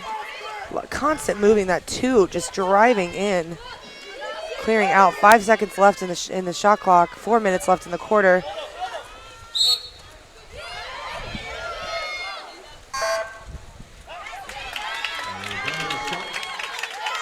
So a shot attempt there. by Pippa Saunders, almost from half tank. Oh. Oi. 6-on-5. 6-on-5 opportunity, and the goalie was able to come out and steal it. Getting chased by a Trojan, but she was able to defend it. It's really goalies. It's interesting because if they put the ball under, it's a 5-meter, but she did a good job of protecting that. And showing that her hand wasn't on top of the ball at the same time. Crucial. Lots of movement on the 1-2 side, really working for that entry point for the 1-2. 4 driving in, 5 wrapping up, ball at point. Stepping into the defenders here. Let's see if there's a shot. Oh, woo, that was a unique release on that.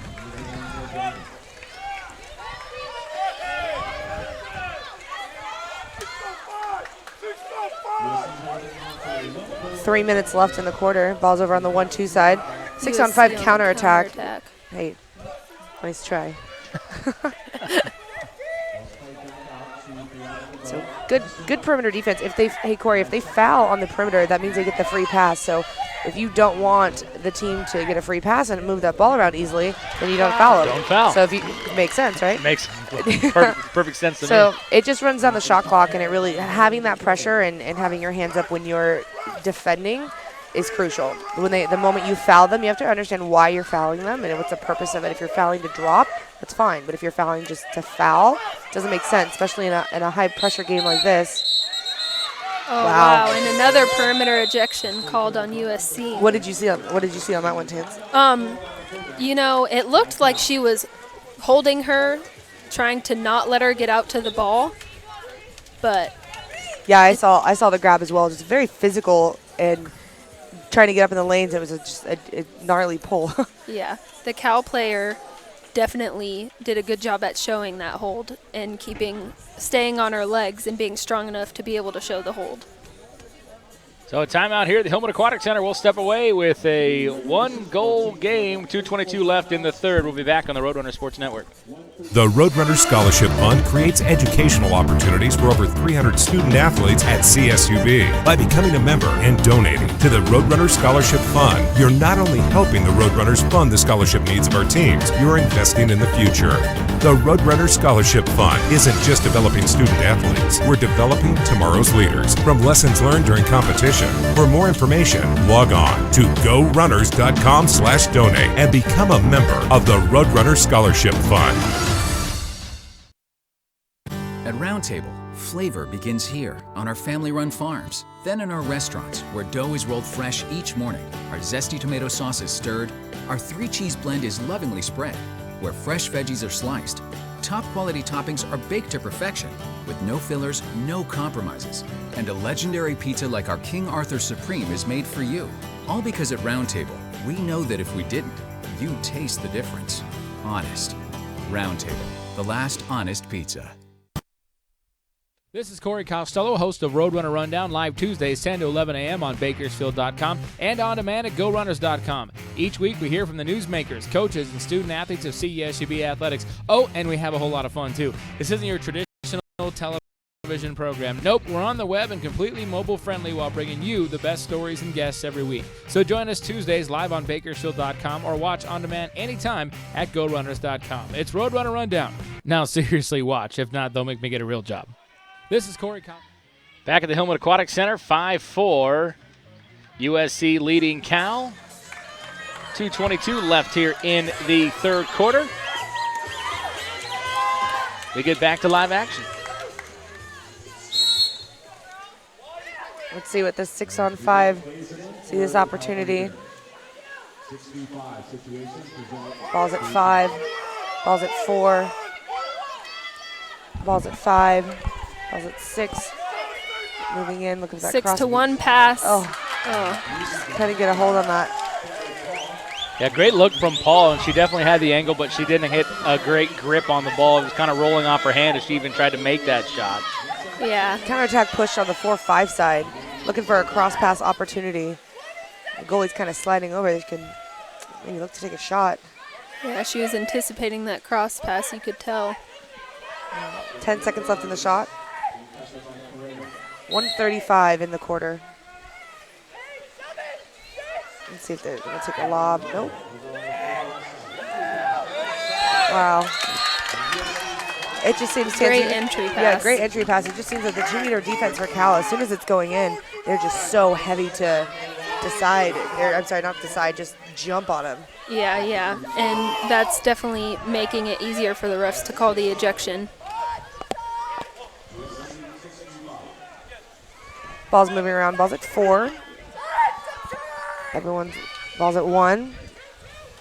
Oh, guard down. So close. You just hear everybody go, ah, in the stands.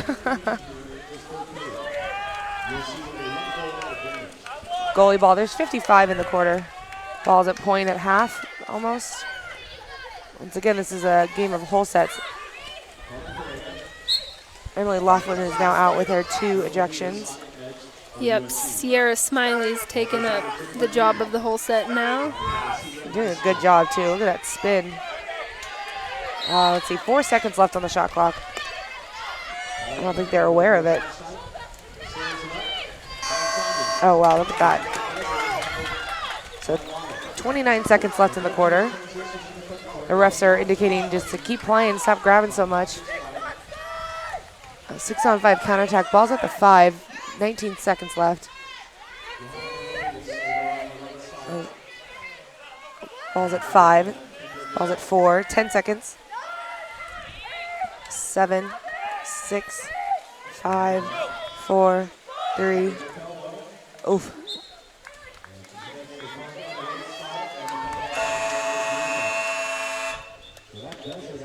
That'll do it for the third quarter. What a expected close one we got. 6-5 USC on top, and we'll come back with the fourth and final quarter after this in semifinal number 2 on the Roadrunner Sports Network.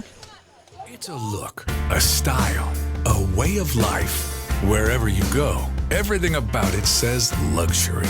And from the moment you sit behind the wheel, you'll just know and never look back. At Mercedes-Benz of Bakersfield, you can now lease a 2016 C-Class sedan for only $399 per month. So wherever the road of life may take you, make sure it's in a Mercedes-Benz. Test drive one today at Mercedes-Benz of Bakersfield and the Bakersfield Auto Mall.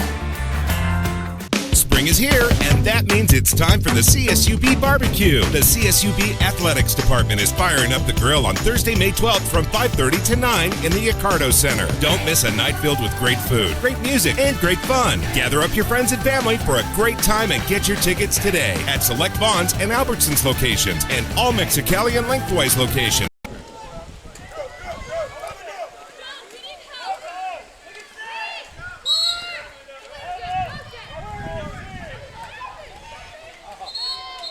Oop.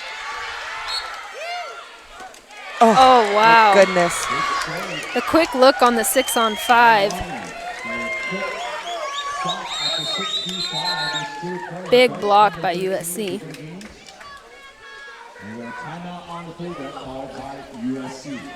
So we have timeout by USC here with a 6-5 lead, and you brought up a nice, important block for USC with the 1-goal lead, as we have a timeout, so we will take a break. 6-5 Trojans will be back on the Roadrunner Sports Network.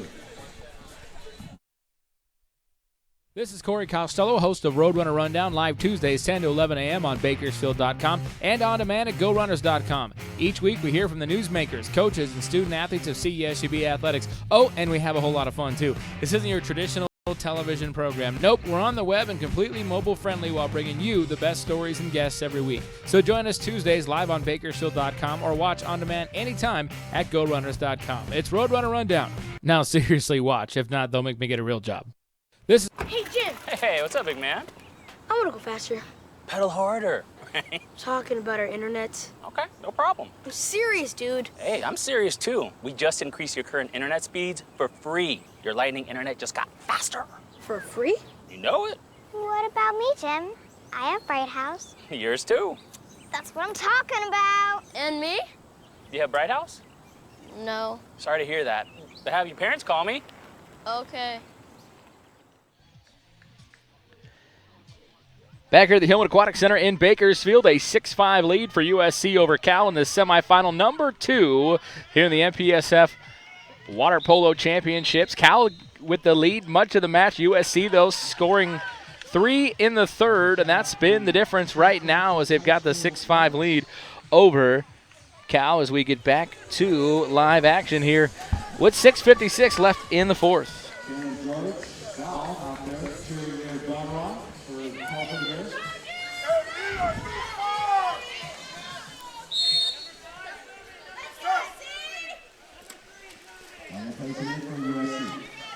Both the 1 and 2 driving across. Overload.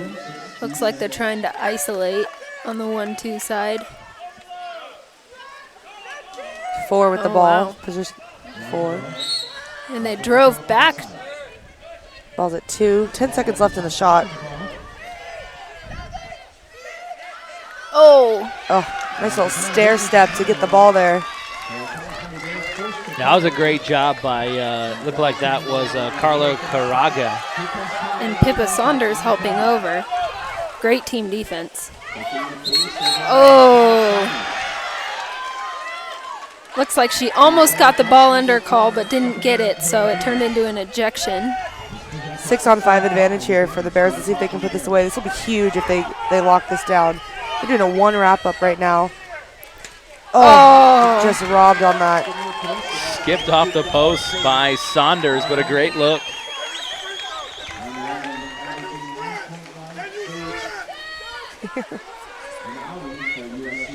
The counterattack on the 4-5 side.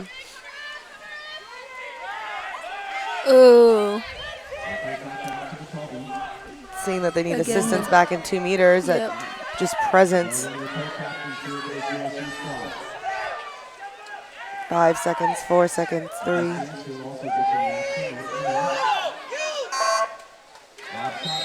So a shot over and a counter ball in. Let's see if they can create something on this counterattack. Bears need to get a goal right here if they want to stay with it. Obviously, it's still a 1-point game, but if SE gets a goal, it's hard to come back from that. And that'd be great for their momentum because they haven't scored since the first half. 15 seconds in the shot clock.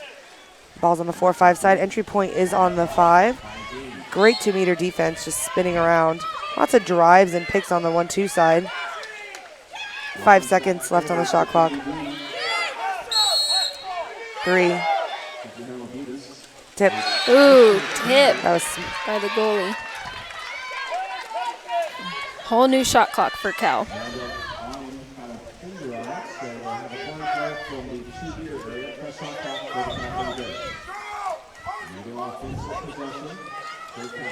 Ball's on the 1-2 side.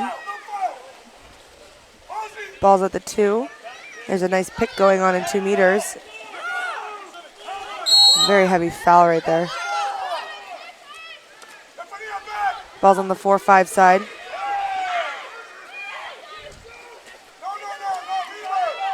Oh, center cage. Let's see, stepping in. Oh, new shot clock. New shot clock. There's 4:25. 4:25. Great opportunity for the timeout. You know, you have 33 seconds in the shot clock, an opportunity to create something. Hopefully get a quick goal here for the Bears. So it'll be a 30-second timeout, so we'll keep it right here. Cal has been hunting that equalizer, but not able to convert yet, but a couple good looks, especially here lately for the Bears. I know Pippa Saunders with a good look. As Cal will get the possession here.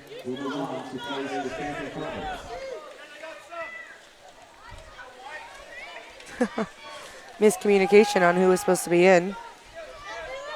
Goalie ball, 33 seconds, 4:24 left in the game. I'd be okay if it went into overtime. Oh, yeah. Totally okay with that. Ball at 4. Very heavy press. Wow. Good ball handling by Correga. Just all over in 2-meter defense. All over. Ball's at 2. Let's see if they're going to step in. Emily Laughlin just calling for the ball. There's 8 seconds left. 5 meter. She wanted, ejection, I'm sorry. 5-on-6 opportunity. It should be, I agree with the Cal bench. It should be a 5 meter. Yeah, that was a great reverse turn by Emily Laughlin. Saw that set up. She wanted that. Coach Corso earning a yellow card. Ball under, shot attempt. 3:35 left in the game. But Tansy and I, we want overtime. Great save again by Longan. She came in after that second quarter. This counterattack here. She's trying to get inside. Good defense by Saunders, not letting that happen.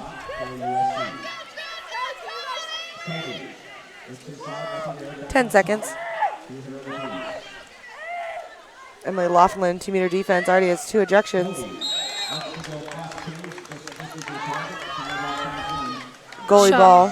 From the 4-5 side was wide of the cage.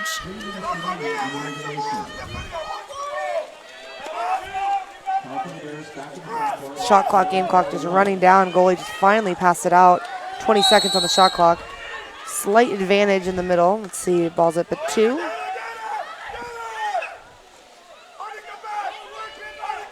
Ball's at 4. 3, she's sliding over. Ooh. Ball under. That was a nice quick crash back, but I think that if the pass was just a little bit more leading her to the goal, she could have had another turn for ejection. She could have taken a quick shot as well. A quick little backhand, but let's see what they're going to develop here. Getting a little tired, which makes sense. This physicality is just grueling. 2:18 left. You owe me a puppy. Overreach there. Just an ordinary. Ball's over at 2 at the half.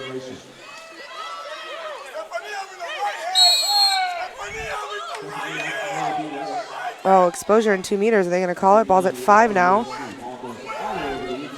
10 seconds, and ball's at 4.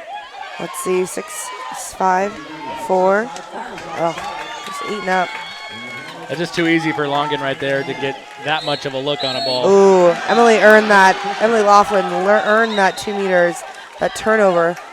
Lots of physicality, exposure, and just 2 meter defense just got caught up. The goalie ball, and that ball's at 1. There's a slight advantage. Oh, reaching over. It's very heavy on the fouls. This level of physicality is it's awesome. Best sport ever. Sorry, Corey.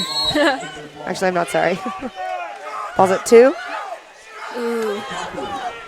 Oh, 3 people crash back. Oh my goodness. SC just there. 90 seconds left.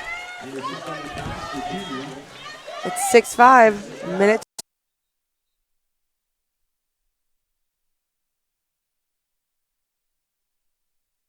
And we are back here at the Hillman Aquatic Center in Bakersfield. A 6-5 lead for USC over Cal. 1 minute remaining, and it's Cal with the ball coming out of the timeout and a fresh shot clock as well.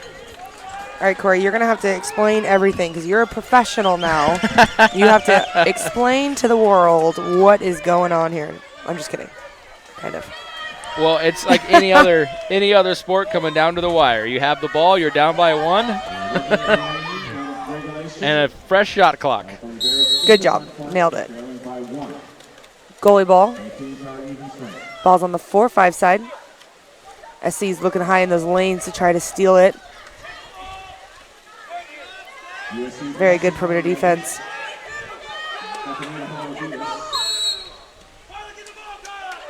.44 seconds left. 15 on the shot clock for Cal. Into Laughlin. Oh, 10 seconds.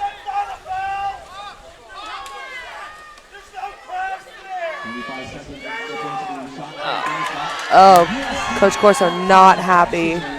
Tough turnover for 27 Cal. seconds left. Let's see if they can steal the ball. Oh, 20. Let's see.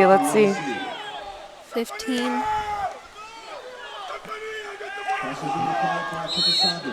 10.